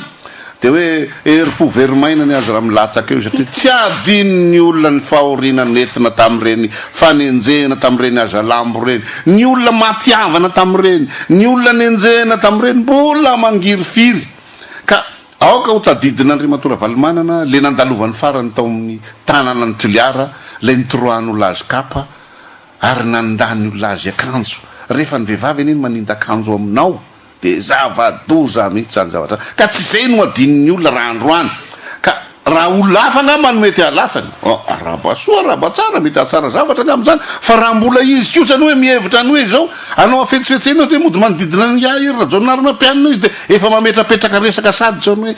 de zany tsy hanao déstabilisation tsika fa de manaovan'izao izy ny laza tsy hanao déstabilisation fa kosa miasa mangina am'zany ny olony rehetra manana profo momba an'izany zahay matoa miteny an'izany satria reo député reo ny akabeazany de efa mahatsapa an'izany satria nahafantatra an'izany zavatra zany hoe iza siza no manao an'izany zavatra zany ka raha hitadiavana ny tele majorité vaovao hoe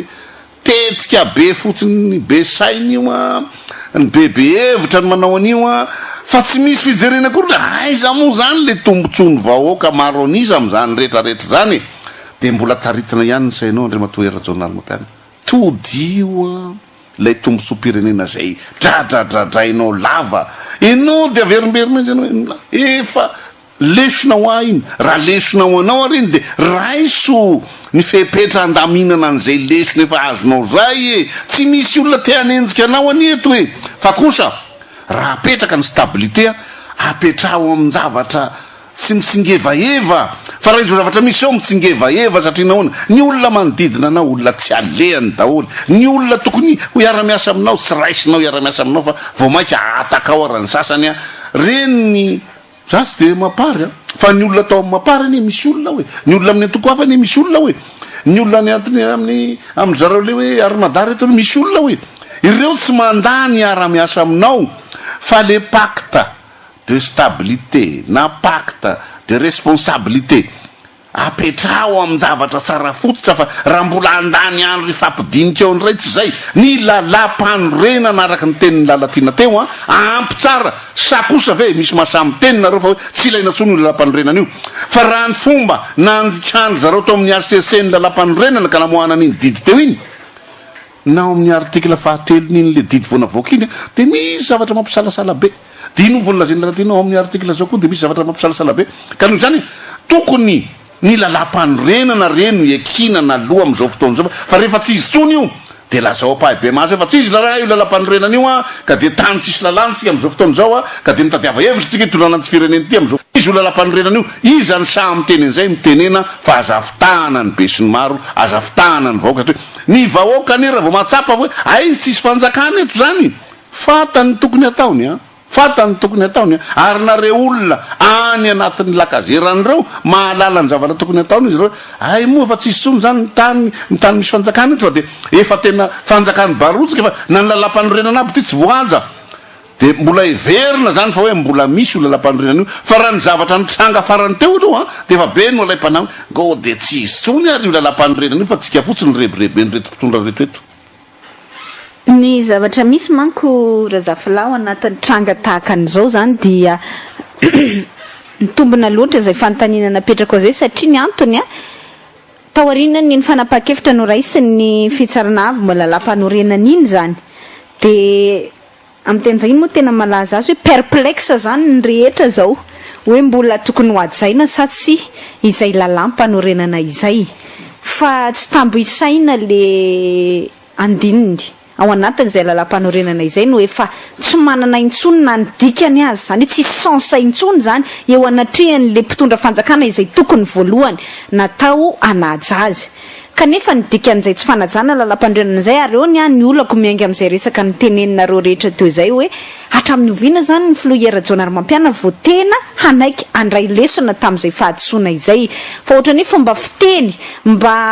nakana nanaovana pimaso an'le vahoaka mba nakana 19 ozy ny fomba fiteny tamin'ny vahoaka fotsiny taorinan'iny fanapaha-kevitra ny HCCI le hoe nandray lesona ako any Tsinandia fa hatreto de mbola tsy hita na de kely akory azy zay mba hoe signe zany na marika hoe tena nandray lesona tokoa le filohan'ny Repoblika io zao de fa hitatsika an-gazety androany hoe misy contact ataon'ny parlementaire sasatsasany amin'ny entourage na amin'ny akaikin'ny filohan'ny Repoblika ao anatin'izay hananganana majorité parlementaire vaovao izay nambaratsika teo fa raha ny lojika fotsiny de efa tsisy adevitra koatrany hoe resaka kolikoly izay resaka nouvelle majorité ka hoe mbola hatsangana hiaro an'Andriamatoa Hery Rajaonarimampianina izay fa ny tena fototrolana zany de tsy resaka parlement akory tsy resaka andeha ataontsika hoe fifanantonana sy ny fitadiavana pacte de responsabilité akory fa ny tena fototrolana zany de tsorina Razafla Roly Mercia ilay lalam-panorenana izay tsy manana lanjany intsony satria nalevina tao anatin'izay fanapaha-kevitry ny HCC zay ka za somary gaga hoe miezaka manao fandaminana manao médiation ny sehatra resa-pirenena miezaka mitondra fanazavana hoe professeur ny université katolika miezaka mijustifie na manamarina n'izay voalazany fitsarana amin'ny lalam-pandrenana izay na miezaka miteny zany eny ka tsy nanao fanapaha-kevitra politika tokoa ny HCC fa tsy afaka nanoatra ary izy ko inona ary ny tiana natao anaraka be fatany voalazana lalam-pandrenana fa de hiteraka savorivory sa mba somary afaka nanao kely anty entorse amin'ny lala mais non ny lalam-panorenana zany tsisy entorse possible azo atao rehefa tiany lazainy lalam-panorenana de io lazainy lalam-panorenana fa nahoana moa tsika ny tsy maintsy andeha tady compromis indray Razafla hoe eny marina nge fa zao ny lazainy lalam-panorenana fa raha tena piary no lazainy lalam-panorenana io hiteraka problème amitsika ka andao ataokatao kely ohatran'izao dikan'izay zany dikaitsika le lalam-panorenana dikan'izay nge zany tsy manan-danja le lalam-panorenana oviana vao tonga sain'ireo olona rehetra miezaka miaro sy manamarina ny décision ny HCC io hoe io no efa mampiditra atsika ao anatin'izao kizy fary zao io no napiditra atsika tao anatin'ny kizy fary nandritra ny herintaona sy tapany zay de io ihany mbola hikirizatsika atao sotohizana amin'izao fotoana izao ke tsy efatsika zany ny olona dala indrindra eto ambonin'ny tany tsy misy tsy diso izy zay mandeha amin'ny tany fa zay mivary lavo izy no adala indrindra zany hoe diso indray mandeha ianao olombelona fa raha diso fandrohany kosa ianao na miziriziry ao anatin'izay fahadisoanao zay ianao no tena adala de zay zany ho tiana atao io hoe eny efa ndikana aloha lalam-panorenana de raha mandika lalam-pandrena ianao de ny lojika zany sy ny fahendrena raha olo-kendry ianao de hoe ao ara fa tsy andika intsony iza no hanome tsiny any Rajaonarimampianina raha mibabika Rajaonarimampianina miteny hoe mandray lesona tokoa tsy andika intsony lalam-panorenana de mba tena mitandrina an'izay amin'ny fihetsika zay atao amin'ny hoavy zay le hoe mena nouvelle chance ianao de tokony mba misezirana ny nouvelle chance omenanao iny fa tsy hoe eny diso anandikany lalam-panorenana fa zao mbola tohizako zay fandikany zay mandra-pilatsaka ty fireneny ty any amin'ny kizy fara profondeur abyssale mihitsy any hoe any ny tena farany manakaiky ny nofony tany any mihitsy ny foniny tany any mihitsy zay ve no atao vao ho tonga saina zany le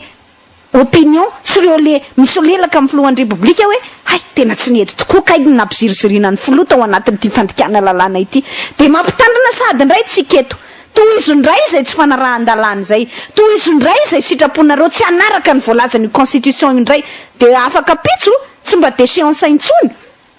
zao manko ny zavatra ambara ary zay lay teoria napetraky ny filoha amerikana tany aloha tany efa ela rehefa ozy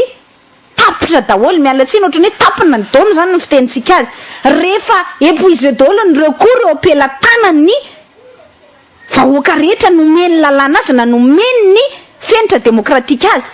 de ny midina an-dalambe sisany solution any zay le hoe la révolte est un devoir rehefa potika l'état de droit potika le démocratie, potika le zonao amin'ny maha olo-pirenenao ary potika le firenena. La révolte est un devoir. Ka izao no izy ny dikany hoe nomeny lalam-panorenana fahefanana ny solombavam-bahoaka hanongana ny filohan'ny repoblika rehefa tsy mety manitsaka lalam-panorenana amin'ny filohan'ny repoblika. Rehefa nomeny lalam-panorenana moyen samihafa eo am-pelatana ny solotenam-bahoaka tahaka ny article 103 zay manao motion de censure ohatra na manao ny vote de responsabilité any gouvernement na hoe fahafahana mitondra n'izany fahefanam-panatanteraka zany eo anatrehan'ny ambaratonga mpitsarana samihafa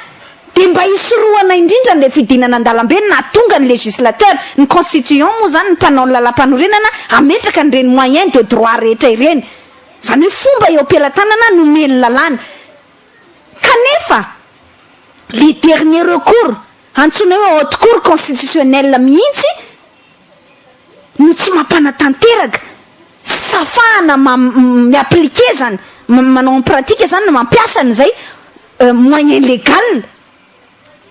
omeny lalam-panorenana izay de tsisy intsony ange ny moyen afa-tsy midina an-dalambe tsy hoe mampirisika ny olona hidina an-dalambe tsika fa lojika ara-démocratique fa hita manerana an'izao tontolo zao zany aza donona ange fa tamin'ny andron'ny Marc Ravalomanana verrouillé Marc Ravalomanana ny assemblée nationale de tsy afaka nandeha teo ny lalao démocratique normal raha nandeha normal ange ny lalao démocratique teo anivon'ny assemblée amma palais par excellence ny démocratie an'izany antemnera-pirenena zany tsy nisy nidina an-dalambe nge tamin'ny 2009 hoe raha ohatra nge navelan'ny Marc Ravalomanana anana liberté d'expression normale ny olona tamin'izany fotoana zany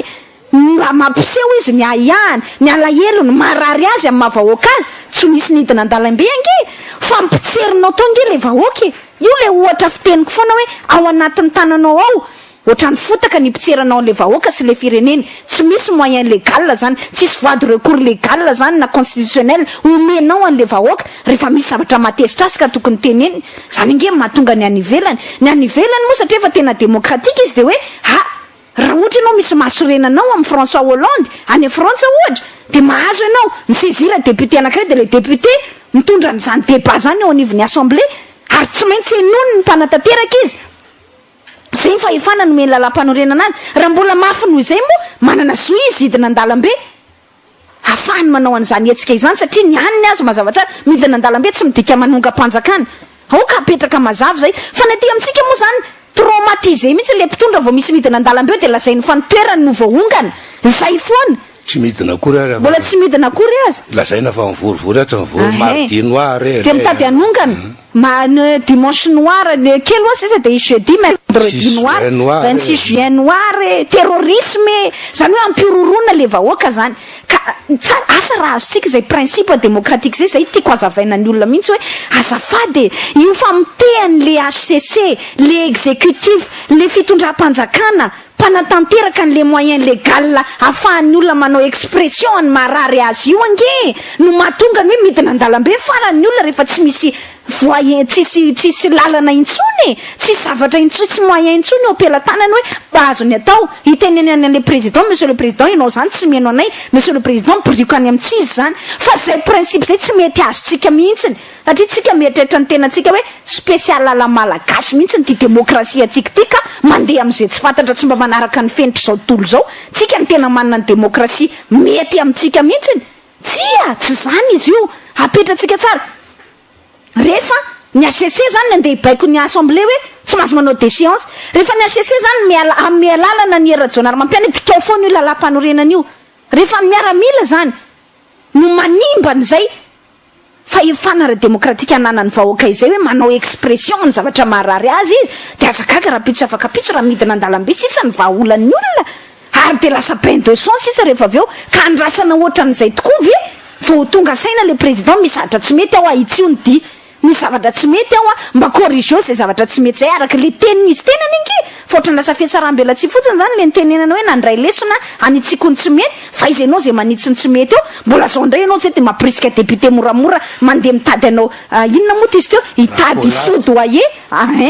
manao racolage ny député moramora ty ambadika ambindray aty zany nge mipervertira mamono ohatrany hoe manimba mihitsy zany le lalao démocratique normal le jeu le fenitra ara-démocratique tokony ho izy hoe ty misy nouvelle majorité parlementaire nitsangana ny ainga tamin'iny de séance iny de zay ny rapport de force vaovao amin'ny assemblée de arao fotsiny lalam-panorenana raha vita nge zany tsy misy olona adala hidina an-dalambe zany ny vahoaka koa mba reraka vahoaka koa mba mila mitady ny anina hoaniny efa délestage mahavizana ty fa vidim-piainana manahirana azy ty zany manahirana fa rehefa tsy omenao recours hafa intsony le vahoaka tsy maintsy mitrotro io ny farany ka izay ve tsy tonga saina am'izay le fitopitondra sy le miaradi aminy sy le misolelaka amindreo fa isaky miteny an'izany de lazaina fa te anakorotana fa avalo ny fampandrosoana mibloquena andeha ataontsika hoe mampikatso ny fampandrosoana torame moa ny tena amin'hoe mampikatso ny fampandrosoana fa zavatra tsy misy hoe possible azo apikatsoana ka ile fampandrosoana aza tsisy ko inona ny apikatsoana le fampandrosoana io zay ny tenin'ny filohan'ny republika tamin'izy ny kabary tany anosy be hoe misy ony de faly anao io manko de mba mafaly ay mihitsy mitena an'io déstabilisation raha vao ianao zany tsy mahanjary eo amin'ny fitantananao miafinao ambadiky ny déstabilisation ianao miafinao ambadiky ny misy olona te anonganongana fanjakana misy olona te anao fanakorotanana misy olona morona trouble zany ny afenanao anafenanao an'le incompétence anao sy le tsy fahaiza-manao anao hoe lafa ny toekarena tsisy mandeha am'izay loany ny mpanao boiron tsy efa mikisaka any ambolo-kandrina indray ozy ny gazety mivoaka androany mba tsy resahantsika hoe matimaty foana le vahoaka de anafenanao hoe incompétent anao tsy voavahanao zany problème ny olona zany de tsy mahay miresaka ianao raha tsy déstabilisation maraina atoandro ariva eto amin'ity fireneny ity fa zay de apetrako tsara zay fenitra zay hoe io de sitrapony ny fitondrana ihany ny anosika an'le vahoaka makany am'izay révolte izay raha izao no mitohy satria mbola tsy nandray lesona ihany zany le président efa mba nomeny tantara lesony efa mba oka tokony mba hoe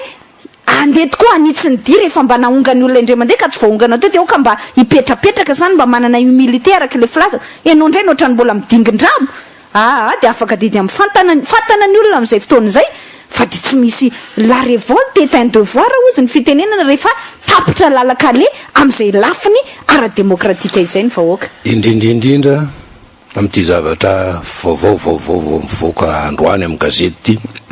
efa nytenentsika teo hoe noho ny tsy fisian'ny fanampina arabola avany ivelany noho ny zava-misy korotana politika sy korotana amy anivon'ny androm-panjakana misy nandritra zay fotoana rehetrarehetra zay efa tena latraka ao anatin'ny fahantrana tanteraka ny vahoaka ary ny toekarena malagasy de io migidingidingy menjera miazakazaka any amin'ny fahantrana io de inandray mbola zavatra miseho lala tena rikotondra zafy voalaza indray fa de hoe aantona aloha ny engagement rehetra eo anivon'ny fanjakana mandra-pavoafity mandra-pisiny ny fifidianana eo anivon'ny anteny mera-pirenena any tetibola voahitsy amin'ny taona 2024 ty amin'ny teny frantsay te hoe loi de finance rectificatif 2015 amin'ny fomba mampanao normal zany dia ny session misy am'izao fotoana zao session mois de mai zao no fotoana fanaovana ny diniany eo anivon'ny anteny mera-pirenena ny loi de finance rectificative ary iadoptena azy zany ny amin'ity de andanina azy inona nefa tranga misy am'izao fotoana zao voalohany indrindra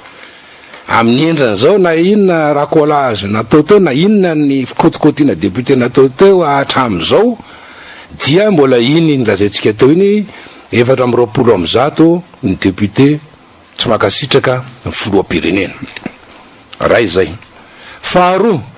raha tianao ho lany ny volavolan-dalàna anankiray de alefanao arosonao eo anivon'ny assemblée ao amin'ny anteny mera-pirenena hatramin'ny te androany ty la tena kotora zany mbola tsy nare vaovao amin'ny fomba ofisialy tsika hoe miketriketriena fomba mampanao masy tamin'ny tao aloha de hoe atsona mihitsy secteur privé sy zay rehetrarehetra mifandray ndraika angalana hevitra angalana ny heviny ifampidiniana amin'ny fandrafetana ndroana loi de finance tena izy amin'ny taona vao manomboka io na ny projet de loi de finance rectificative fa ny amin'n'ity zany tsy nare vaovao momba an'izany mihitsy tsika tsy fantatra mandraka ty ny androany efa tonga eo efa mba vita ihany ve zany zavatra zany efa bouclé ihany ve zany dossier zany ka efa nomena eo anivon'ny anteny mera-pirenena fa tampotampoka fotsiny eo andro zoma maraina fa 7 ny volana jona de misy filazana hoe ny ministry ny fitantanam-bola sy ny vola de nanambara fa hoe antona daholo ny engagement rehetra eo anivon'ny institution de l'état na ministère ninninona zany fa rehefa rafim-panjakana rehetra de antona daholo zavaitsika hoe inona tsotsotra hoe inona le hoe antona ny engagement dia mandra-paha tonga ny fifidianana ny loi de finance voakitika voarafitra vaovao zany am'ty taona 2024 ty ina dikan'le hoe suspension d'engagement tsotra raha ataotsika amin'ny fanazavana tsotsotra laha tena kotorazafy namana razafy laha de tsotra tsy mamoaka vola mihitsy aloha tsy mampanao asa sady tsy mamoaka vola fitondram-panjakana hatramin'ny vidianana taratasy akatra raha manankiray ampiodinana ny asa-panjakana na de ao ampiodinana moramora n'le asa-panjakana ara de tsy avoaka ny vola mifandray am'izay tsy ataony komandy de tsy avoaka ny vola ny fournisseur sy ny prestataire zany ireo mpiara-miasa amin'ny fanjakana zay mpivarotra na io service amin'ny fanjakana na io zavatra amin'ny fanjakana efa fatapata ny toedra raha misy am'izao fotoana zao ary zany raha atao fomba mampanaony tsy etsika izy tsy azonao ity raharaha ty tsy any amin'ny épicerie any tanàna alala tena rakototra zavy ka hoe tsisy vola aloha androany fa andao alohanao bon kely aty amin'ny épicerie aty de mitondra carnet de mitondra carnet tsy atao an'izany ty tsy mamela épicerie hoe ianao tsy fantatra indraindray anao raha pitso lavaka pitso tsy eo akory ala am'ty tanànanay ity ka hoana ny etako anao ataonao bon ohatra zany raha ohatra ka ataotsika amin'ny lafa fitondram-panjakana tsy sady tsy mety atao bon le zavatra ianao raha teo miteny hoe zay tsy amoaka mihitsy na ariary koa ary aloha mandraba ty le loi de finance rectificative tsy fantatra rovina voalany ny dikany zany fanjakana efa nitsiposiposy ara-pitantanana fanjakana efa mitsiposiposy amin'ny ara androm-panjakana mbola koa fanjakana tsy hanam-bola mihitsy entina napodina na de mifarafahakeliny amin'ny fiainam-bahoaka ary na de mifarafahakeliny satria na ny ariary manomboka zao androany zao zany tsy hivoaka ina ny dikan'zany ny dikan'zany nge de mazavy fanjakana efa le mpitondra azy any mamono azy fangady tsy nisy hevitra hafa mihitsy fangady tsy mba nahita tsy mba mivorivory tany ny manam-paizana isa tokony am'izany ka hoe marina fa ny règle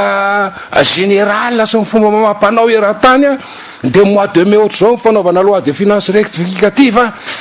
kanefa motsika ty izy ety zany zao sozao momba tsika ty am'ty fitondram-panjakany ty zao sazao ny raha politika eto zao ny crise eto de tsy mba misy ve eritreritra ny ambadimbady any aleo aloha ranga toizana foana am'le loi de finance primitive iny le izy lefa voté tamy décembre iny de toizana an'iny aloha fandefasana ny raha-panjakana zay misy fetraika mivantana any amy vahoaka fa rehefa milamindamina vao zavazava daholo momba nty olana goavana rehetrarehetra tya ka miasa amy fomba ara-dalàna reny ny teny mera-pirenena dia zay vo alefatsika eo any loi de finance rectificative d'ailleurs tamin'ny anina nge tamin'ny fitondra teteza mita nge la tena kotona zavy nisy taona roa misesy tsy nisy loi de finance rectificative zany satria no nita hoe akely de kely tsy misy fanampiana avany velany de kely le eto tana le eto le vola eto azo amin'ny etra isa tokony eto Madagasikara zany nampandehanana le firenena dia fa natao fotsiny loi de finance primitive vao manomboka ny taona iny natao zay narafitra azy mety ahazaka ny taona ray manontolo de fa iny nampiasaina de raha tsika nahita reny afaka nanao hôpitaly afaka nanao marobe lalana sy ny rehetrarehetra afaka nanao brone amanjatony zay tsy nisy tao anatin'ny mba mirereny tena lala tena rikotona zavy tao anatin'ny 10 taona nisy ny faleovatena tamin'ny andro ny teteza mita fa mba nisy zany brao any télévision sy ny RNM zany tena anivon'ny district fa tamin'ny nandrisa zay fotoana zany sasany tany amin'ny abattoir tany natao ny sasany any amin'ny brao kely ny district tany natao zay tsy nafahan'le olona mba niasa mampivilatra an'izany démocratie zany tamin'ny andro teteza mita navitana an'izany tsy nisy loi de finance rectificative ka maninona ny am'ty satria ve hoe mivavaka mandoalika eo anatrehany mpamatsy vola iraisam-pirenena zay antony anaovana an'izao rehetrarehetra zao anaovana an'izao tsirariny sy tsy ara-dalàna isa tokony zao hoe zay de misolelaka aminareo mba ivoan'le fanampinareo de satria ve zany de tsy maninana efa mikatsa de apikatso bebe kokoa am'izay hitan'ny fianakavimbe raisam-pirenena hitan'ny mpamatsy vola raisam-pirenena tena manaraka norme mihitsy kosa standard internationaux kosa zany fomba fanaovanao andreo azy zany ka de avy aloha ary aloha vita zany loi de finance rectificative zany adopté de ametsika vola am'izay reo satria raha vao azo le vola mino marimarina ny apahapahan-kely mandeha posy le vola avy any ivelany io ohatra ny eto tanàna zany efa lany mantsy mipaisosoka de raha zao fijery zao fa bezana atao aposy zay de miandrandray le avy any ivelany ndray raha vao mba mivoaka ao zay de mba mivelona ndray ny kamboty de miditra ndray ny any aposy ampidirina hatrany hatrany ny any aposy mandra-piala eo satria tsy haintsony izy ty sao de hiala alohan'ny fotoana eto tokoa zany ve nanaovana nyity fireneny ty inona no mahatonga an'izany hoe fepetra toko incongru na fahalalako azy aloha na de hoe ara-dalàna azy zany mba misy ny fandiniana ny exception ny rehetrarehetra zay miseho ka toko mba hoe inona ny atao fa sao de tena ienjera any amin'ny tenenao teo hoe faralalina amin'ny antsana ity firenena ty vokatra va am'ty le hoe tsisy tsony ndray ny iantona dolo ndray aloha ny engagement voatao anao tamin'ny maly lala tena rakotondrazava nitaraina hoe be da be ny prestataire de service na andreo varotra zavatra tamin'ny fanjakana le ministry ny vola tamin'ny ray andro ry rehefa mivoaka le resaka 7 milliard ariary nilaza zao fa niantona-moana an'iny nge de ipena n'ireo olona be de be nanandraharaha natao tamin'ny fanjakana kelikely tafara tato ndray mbola niantona ndray fa tsy mipena izy fa tsy te lasa iza le vola de zao moa zany zao tsy misy engagement tsony mihitsy zany hoe reo zay mbola tsy tafiditra ao anatin'ny listan'iny efa tsy nahazo rehetra mbola vao miandry engagement vaovao efa tsy azo any koa miatakataka sy hiala dodolo reo partenaire nationaux sy internationaux ny fanjakana reo prestataire rehetrarehetra zao de tsisy raha anjary tsisy zavatra iodina ty fanjakany ty satria tsy manana tsony na ariary mety fofo olo ary angama zay vao vita ipaye eny ka raha mampiasa mpanjakana namana razafilafy raha zany fanazavanao zany ro le mersa de bankropotra zany tsika aoko tsorona zay ny teny filazazy fomba ona mo no aenon'ny olona zay partenaire mpiara-miasa amin'ny fanjakana zany hoe tsy afaka ando vola tsony ny fanjakana amin'ny asa zay irahany miasa amin'ny société civile sy ny secteur privé mais kohatry nareo ny any moronava fotsiny zao mpampianatra ao amin'ny lycée technique hatramin'ny volana octobre tsy nandray karama mbola ho avy ndray zao fanidina robinet zao de hatramin'ny ovinany ray izy vo andray karama ary zay le mpampianatra fonctionnaire mpiasa fanjakana tsotra de le olona tsotra zay manao asa amin'ny fanjakana ary rehefa avy eo de mandray ny vidiny ny asan'iny izy tafilitra am'zao hoe tsy mivoaka tsony zao ny volam-panjakana fa nidinany ray ny robinet za de mieritreritra hoe so de fa nyrebirebena saim-bahoaka fotsiny ary zany zavatra zany fa ny zavatra misy de hoe ny olona zay tsy tokony omena de tsy mena fa zay de afaka manonona orinasa tsy de mazavazava nefa de mandray vola sy tapaka any amin'ny trésor amin'ny asa tsisy hoe soumission tsisy inona fa de avy hatrany de mena fotsiny zao raha matoany avato any sarotra manome profo aloha fenonona ny olona an'izay fa za de mahalala tsara mihitsy fa misy io fa mbola tsy hovakitsika eto fa ny brigade mbola ijeren'io mbola ijeren'io tsika hoe ahoana marina moa na tonga ny zareo reny na azo vola be salaminy tsy nisy akory hoe appel d'offre fa de mena fotsiny zao le marché nefa de misy zany zavatra de ny sasany idina ny sasany omena eo ary zany no metrako an'le resaka hoe raha ny any velany foana ny anteratsika jereo nge ny mahazo ny Grèce io ny grika kendaina ny ery zareo grika nefa de tsy manaiky le ranga premier ministre ao zaho de mbola iady aminareo foana aho zy négocie aminareo foana fa tsy atao salamy zany ny vahoaka satria nahoana any am'le tena iny firenena ny no idininy olona any hoe hatramin'ny fitsabona ony de voaterena dolidolo ny vola makany fitsabona salamy zao tsy manaky an'izany vola omena ny beantitra kendaina dolo ka salam'izay koa ny atao amintsika eto ho kendaina daholo salam'zany ary zany ny amin'ny fiainam-pirenena mba mahalifaliana ny zareo any velany inona nefa ny tena ho azotsika amin'ny zareo any velany reo rehefa tena dininy mampanantenany zareo tam'izao hoe nandalo tetory zareo tamin'ny FMI vetivety tsisy fanapaha-kevitra am'izao manomen'izao izy nijereny fotsiny de lasa izy hoe nidinitra de salam'izao de lasa nandeha fa ity ny zavatra anankiray toa odina tsy hita makaiza daholo ty vola be azo amin'ny arena-kibony tany ty e ny volamena atsika io anie rakendaina reo mandeha makany velany an'ireo de atao hoe takalo atao salam'izao manambola ty fireneny ty fa izy ary ny tsy mahay saratra n'le zany hoe tsy mahay reo io présidentsika ketriny io de ministra tao amin'ny finance ny budget izy taloha enao ihany no milaza eo andriamatoro universiazy ministra taloha tam'izany fotoana zany hoe nisy olana tao amin'ny fanateterahana ny teti-bola de tsy nisy loi de finance rectificative satria nahoana nampiasa ny fahaizany zareo rehetra tao ka nahoana ry am'izao ny tsy mampiasa ny fahaizany e inona ny antony de ho zao sao de misy zavatra takona reo ambadika zao de mody anaovana fanambarana tsika de tsy mamoaka vola ny salam'izao nefa raha ny tena izy misy vola mipatitaka ihany any fa mandeha am'tsizy le izy mandeha amy zavatra tsy tokony ho izy ao ny fandoavana ny vidiny retroplane reto mbola tsy mazava amin'ny jasy anio hoe ahoana ny fomba andoavana anio ahoana ny fomba nandoavana anio ahoana le namidy ahoana ny tsy namidy zao de misy an'le tsaotsao hoe misy hovidinany reo ny an'Île Maurice any io de atao hoe tsao aloha aoka zava fa tsy mbola manana projet fa atao hoe tsao ka izy ty ve atao fanaovana aferafera lay volam-panjakana de ny vahoaka no ampijaliana mitodika any amin'Andriamatoa Rirabarzaka ny ray mandehantsika ahoana marina moa ny fitantanana ny herimady io hoe tompoko ny mpiasao anie de milaza mihitsy fa mahafantatra ny zavatra momba an'io ary mbola hatolony anay mpanao gazety dolidolo ny antotantaratasy am'izany fa de miomanina reo fa azo ampitantanana io zavatra io hoe misy zavatra tsy manjary ao ary efa nomeny sombotsombony zay matoa mahafantatra an'izany na io fividianana roplanina io na io fomba fiasa ao amin'ny herimady io na io famoahana vola amin'ny herimady io de misy zavatra tsy mazava mipetraka ary zao amitsika miteny zao le misy olona tsy tafaondrana amy roplanina tavela eto etohana ny sakafony etohana ny trano ipetrahany averina ny bieny de inona no vokatra zay eo fitantanana ny herimady hopotena mihitsy ve io herimady io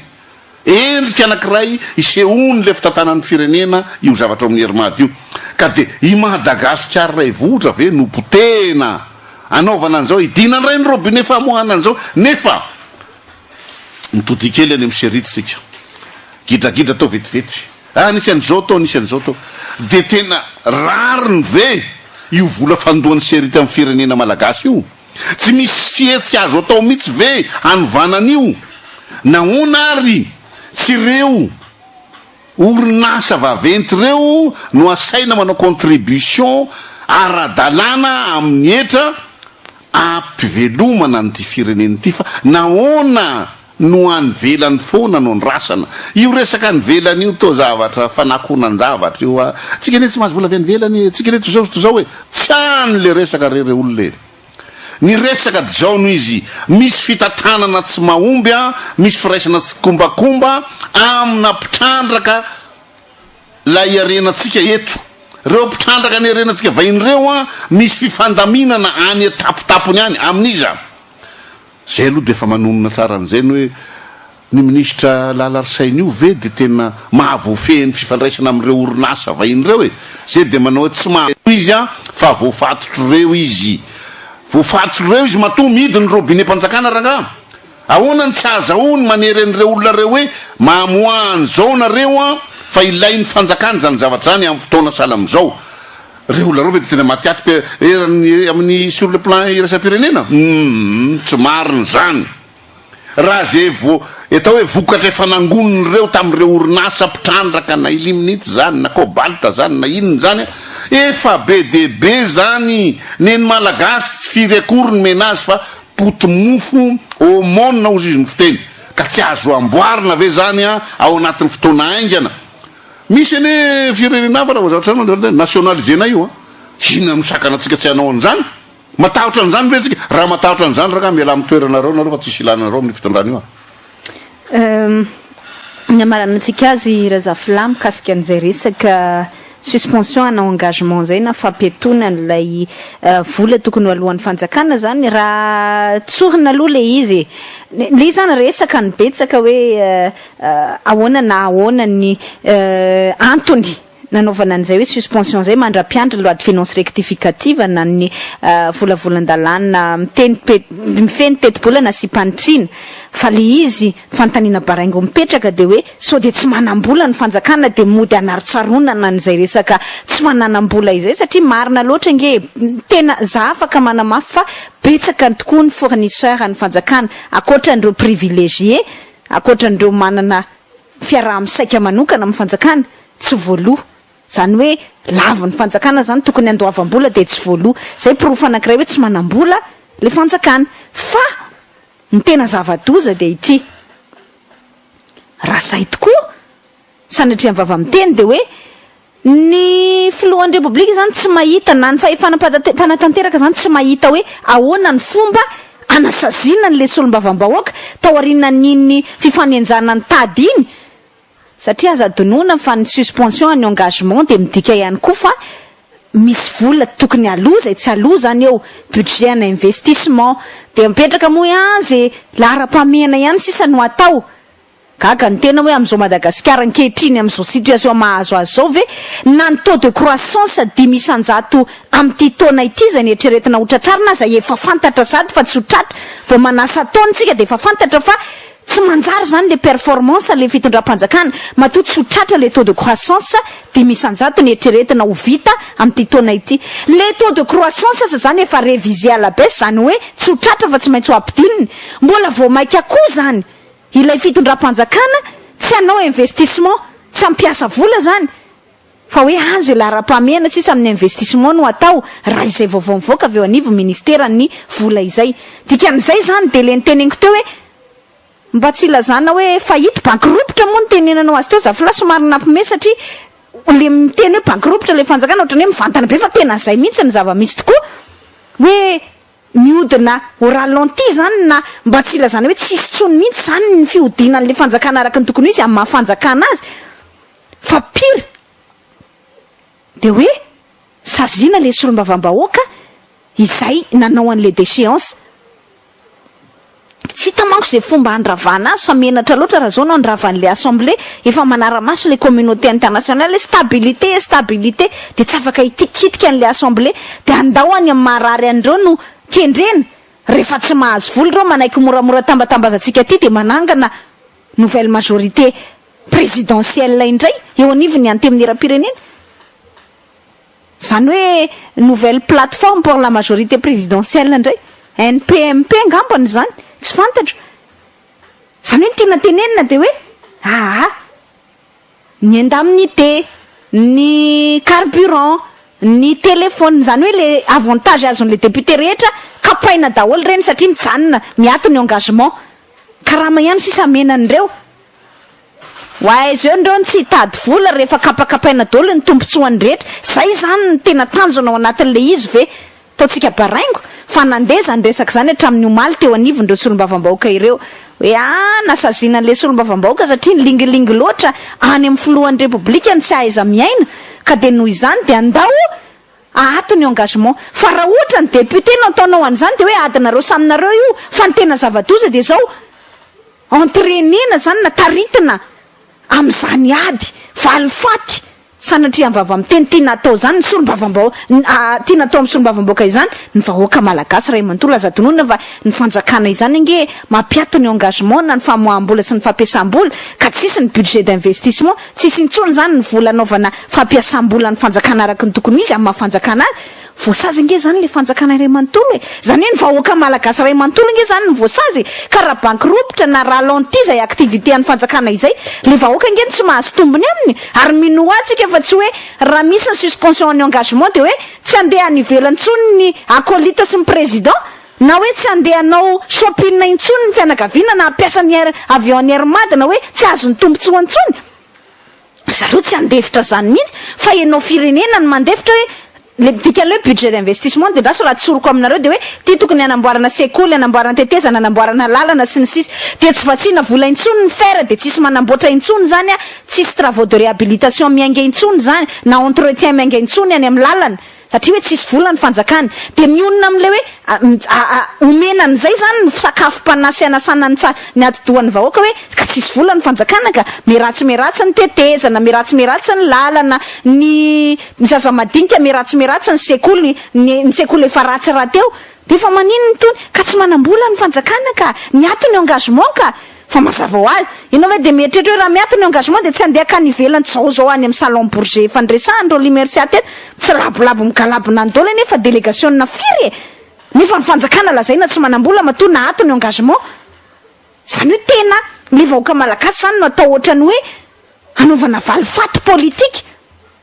no le sombavambahoaka nanandrakandrana nanongana ny era-jonary mampianina de le firenena ray manontolo no atao takalonaina ao anatin'izay fa zareo mampitondra ambony azy ianao sao de mieritretra hoe ny fournisseur sy ny prestataire akaiky ny fitondrana de hoe miaritra koa fa tsy mahazo vola aiza reo mahazo foana reo 18 milliards mivoaka tampoka any anaty banque centrale zany zay tsy fantatra hatramin'izao de mbola tsisy manazava hoe iza marina ny donneur d'ordre iza ny destinataire final zay nge le mahatonga le enquête parlementaire miainge fa zareo rehefa mila vola 18 milliards natao iny de afaka mamoaka an'izany any amin'ny banque centrale fa rehefa ny sekoly mila amboarina ny lalana mila anaovana entretien na réhabilitation ny prestataire normal tsy mba manana relation amin'ny fanjakana hoe miara-misaika aminy de ampendrasany asy-ampandeferina daholo de zay le teneniko hoe de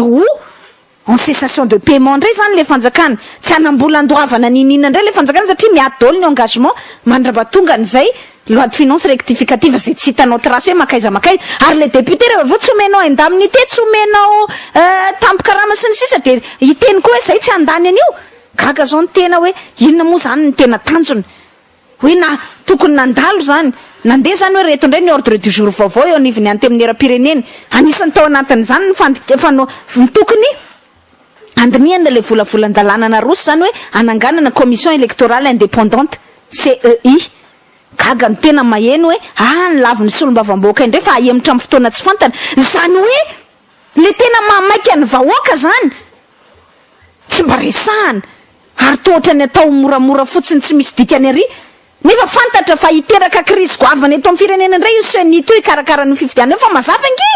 efa hitanao de ny meloha ty sahady fa boulevard malalaka be fa hokidrakidra indray io vita fifidianana amin'io senita zay fa hitanao fa tsy manana neutralité intsony io de mba manana occasion zany hoe nda ho apetraka ary commission électorale indépendante vaovao gaga ny tena maheno hoe na emitry ny solombavam-bahoaka sasatsasany fa tsy mipasy rehefa nydiniana atao anatin'ny fivoriana maly hoe tokony atao anatin'ny ordre du jour mifametrahana an'le CEI vaovao tena nivony any tamin'ny era-pirenena dikan'izay tsy misy finiavanao zany any am'izay tena mahamaika sy tena mba andeha atao hoe mahasoany ty firenena ity fa any amin'ny zavatra hafa mahamaika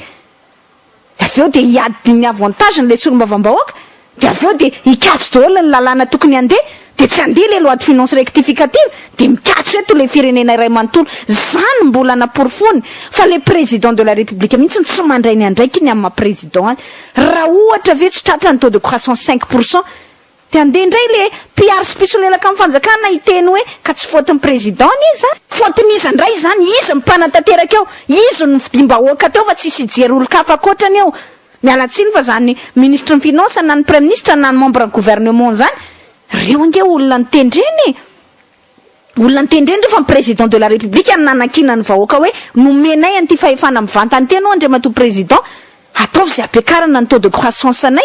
ataovy zay hidina ny taux d'inflation io ataovy zay anana ny fanjakana vola ataovy zay ampandeha ny toekareny ty fireneny ty zay le natonga nanao vazivazy hoe hoy era-jonary mampiana ny tany anosy be hoe izy ony tena tsy ekeny mihitsy ony ny blocage na ny sakana amin'ny fampandrosoany ka iza nefa le fampandrosoany afaka atao blocage hoe ny zavatra tsisy zavatra inexistant tsy misy fe afaka atao blocage mba mampime fa zay fanontaniana rehetra zay apetratsika hoe mitondra ve ny mpitondra ankehitriny raha zany débat rehetra manodidina ny lafi ny toekarena sy politika no resahantsika sy navoakantsika to zay ny zava-misy de zay ny fanjakana no premier investisseur ny firenena anankiray koa rehefa fanjakana milaza fa antona daholo ny engagement antona ny engagement rehetra tika zay zany a miala amin'io toerana misy azy io izy ndray lasa le dernier investisseur de la nation tsy manao tsony mihitsy izy ary rehefa tsy manao zany izy a de tsy misy reo travaux d'investissement isa tokony eny faritra rehetra eny de rehefa tsy misy zay zavatra zay a dia tsy misy asa le apahana vahoaka tokony hiasa am'izany sehatra zany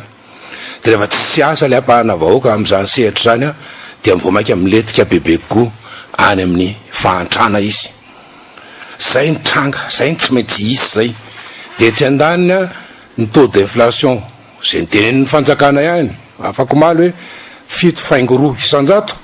hiakatra chiffre 2 atoato mihoatra 10 isanjato ary le taux de croissance lazainao tao prévu pour hoe 5%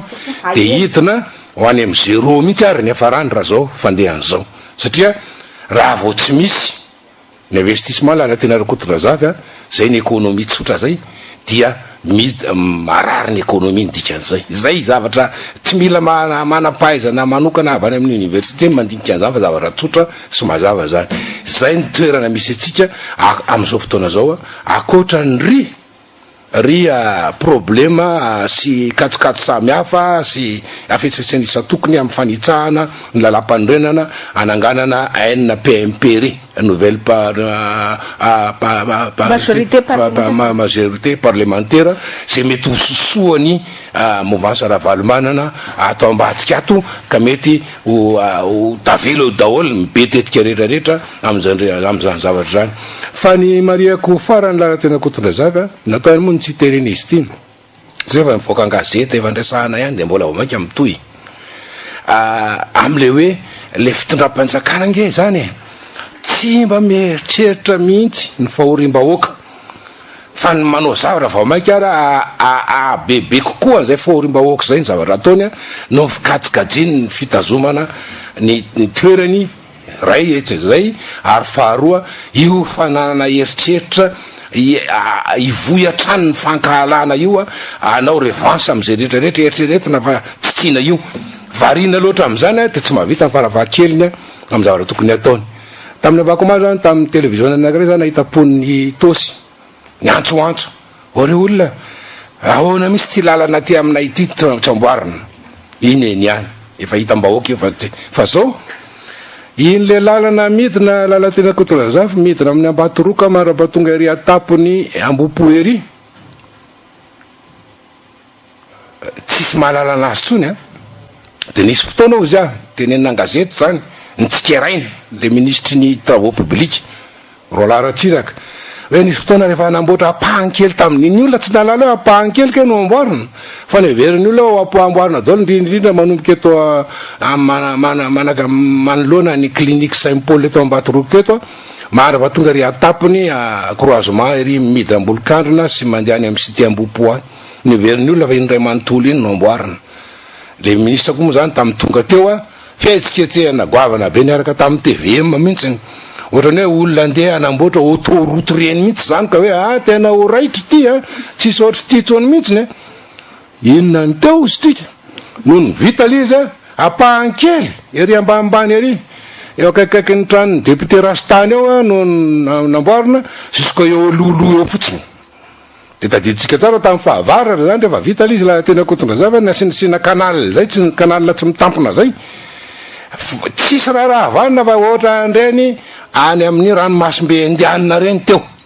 maty daholo zay tômobila rehetrarehetra nandalo teo tamin'ny andro fahavaratra satria naninona sady tsy niasa le kanal namboarina tototry ny fotaka sy ny vovoka raha teo moa sy ny fotaka sy ny fasika moa le lalana koa tsy fantatra goudron tsy ny ahoana iny nanaovana azy teo iny apahankely io any amin'ny 500 metra tany fotsiny izy io fa no afaka fahavaratra gokagoka daholo le izy de fa zany hoe ty ve re olona nanaovana fihetsiketsehana goavana ohatra zao nanomboana ny asany ty sady efa apahankely natao jereva izy ty efa simba sady zany ve de mahadiso mponiny eny toerany iny zany ve de anaovana revanse anaovana représailles amponiny eny toerany iny anaovana le fanjakana satria miseho miteniteny any amin'ny gazety sy any amin'ny ainao manjery any nyponina momba nyty de kandao anaovantsika reprézay mihitsy tsy amboarina tsikitiana mihitsy tsony hatram'izay ka hatram'izao le lalana vo 3 andro efatrano zany kitiana kely le goka tam'le efa namboarina kely 500 metra le lavadavaka ndray vo namboarina tsy ampy tevorana koa zay de fa nisy lavadavaka iny vonjena ny tapitapena any engana satria menatr'olona ay de zavatra asa petatokoka iny natao tato fa ny sisan'izay re olona de tena tsisy mahalala anazy ary tsy misy mbola miteny hatram'izao hoe amin'ny fotoana rovina ny anamboarana an'io midika ve zany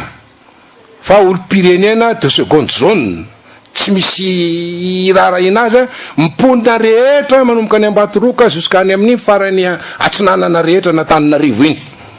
midika ve zany fa tsisy rarahina andreo olona reo tsy mampaninina ny fitondram-panjakana mihitsy zany apahana vahoaka malagasy zany fa avelao irehetra ao avelao voagetsany ny fahasairana sy mifahoriana am'izany lalana zany mandeha lalana eto Antananarivo zany ka raha ohatra ka zay ny heveriny fitondram-panjakana hoe zany mety ka ianareo ny te resadresaka izy sy taosy mantsy miresadresaka amin'ny ainao manjery sy amin'ny gazety miponina any ahoana ihany ty de zany ve mba hita le fitondram-panjakana zany ndao faizitsika le ponina any fa mianakendry miteniteny amin'ny lalana tsy nataotsika amin'ny mandehany amin'izy ireo any raha zany ny fomba fitondrana fanjakana zany raha teo za averimberiko foana tsy ny solon'ny raha mikorina ao anatin'ny lalan-draha andreo mpitondram-panjakanareo dia fankahalana ny vahoakany any ny apahan'ny vahoakany any no ankahalainy no edivany ary tsy miambamba mihitsy izy mampiseho mipirofo hoe tena ankahalainay anareo edivanay anareo no zany tsy karakarainay mihitsy namana Razafilamy zay voalazanao zay moa de diso marina loatra ary misy fomba fitondrana fanjakana ony anyvelany any nanao ny voalohany mitsotonono koa inona fa ngo de manimba ny fifandraisana am'le firenena dia atao zay apahatra ny olona sy apahatsiaro mangiry firin'ny olona de am'izay mora no mife azy ka so de zay kosa ary matadiaviny sasany apetraka eto amintsika zay zavatra ny vetesika rehetra zany mirona makany mihitsy tsy amboarina ny lalany idina ny vole de any amin'ny fitsaboana zany tsy anjary any amin'ny fampianarana ankizy tsy anjary ny investissement moa lazainao teo de hoe asa hoentina ampandrosoana rehefa misy toerana kiray namboarina sekoly dia tsy vazavy any an-dafy no alaina anamboatra ny sekoly io fa gasy eo toerana no karamaina miasa azy ka le gasy eo toerana karamaina miasa azy io de mba mahazo fidiram-bola aloha mandra-pahavitan'io sekoly io sahala am'izany ny asa lalana ofoanana dolidolo zany zany rehetrarehetra zany de nidikan'izay le vahoaka mihitsy zany ny tena atao zay ampitondra fahaizana azy iamony atsika teo hoe sao de ny solombavam-bahoaka kosa ary no andeha anarina fa miseho milay reo de ndaso tapahana kely ny zava-pihinan'ireo tsomenany zao eny zavatra azo atao tsara moa zany raha hoe eo amin'ny fomba anankiray akinina mifankahalana nefa averiko ihany ny tena Andriamatoa Rajaonarimampianina ihany raisiko le hoe tany nosy be izy tokony atao mpifankatiavany firaisakiny zao raha zay zavatra zay kosa ny tadiavina aoka mba tsy ho tonga am'izao zavatra lazaintsika zao le izy fa mba any am'le fomba hoe ahatsara ny fifaneraserana eto amin'ny firenena ahatsara ny fomba fiarahana miaina eto amin'ny tenorytsika ty mba ahatsara ny rivotra iaina ny saramba bembahoaka fa raha ny rivotra iaina ny saramba bembahoaka am'izao ne de fa mamofopofona zavatra ratsy inona le zavatra ratsy tiako tenenina le fako sy ny maloto aoko tsoroko mihitsy na de miaratsena fa misy mihinan-kanina le diky efa eo ambanin'ny orony olona le zany isandavanandro hoe izany zavatra zany ve ny tiana iaina nyty firenena ty mba tokony ho tadiavina re zay mba mahatsaratsara kokoa an'izany fa zeny eny no ny fidianany firenena atsika tsy tsika mako zay tsy voavidy fa ianareo le mpitondreo fa ny zavatra tiany lazana am'izany de hoe Andriamatoa Rajaonarimampianina rehefa nilatsaka hofidiana de teny efa nitsika vevateny de candidat de substitution no natongavany eo olona roalahy no nanolotra toerana azy hoe enay tsy latsaka fa enao zany no atao eo ka nareo olona roalahy reo moa zao ahoana ny mba fisainany am'izao fotoana zao maneno fa miteny Andriamatoa zay candidat rehetrarehetra nanolotra azy fa tonga diso fanantenana ihany tamin'ny fihetsiky ny Andriamatoa Jonary Mampianina tamin'ny fifandraisana amin'ny maha-olombelona zany a eo mory zareo mapary de fa tsy tenenina tsony ny alahelo zareo reo ka izany ve ny mbola tohizana iainana amin'ity fireneny ity de za moa resaka amin'ny teknisiana bitsibitsika tsy nilaza aminareo sy l'université hoe rehefa mba vita re ty fotoana ty any amin'ny fahavitany fotoana any mihitsy izao famakafaka an'izao mba angatahako alefa le irany tsy vahiny hoe ze tiako ro ataoko izay ve no hatao eto hoe le ze tiako ro ataoko raha ze tiako ro ataoko zay tsy mifanaraka amin'ny atetam-bahoaka zany tompoko engany mba isainy tsika rehetrarehetra enao hoe fanilaza ihany Andriamatoa filohan'ny repoblika fa hoe efa nakalesona de raiso ary le lesona ny raisinao fa aza manaiky ampanitsahan'olona maloto isan'andro zao ianao zay ny famakafakatsika razafilata amin'ny tsy atoandro ity aro li merci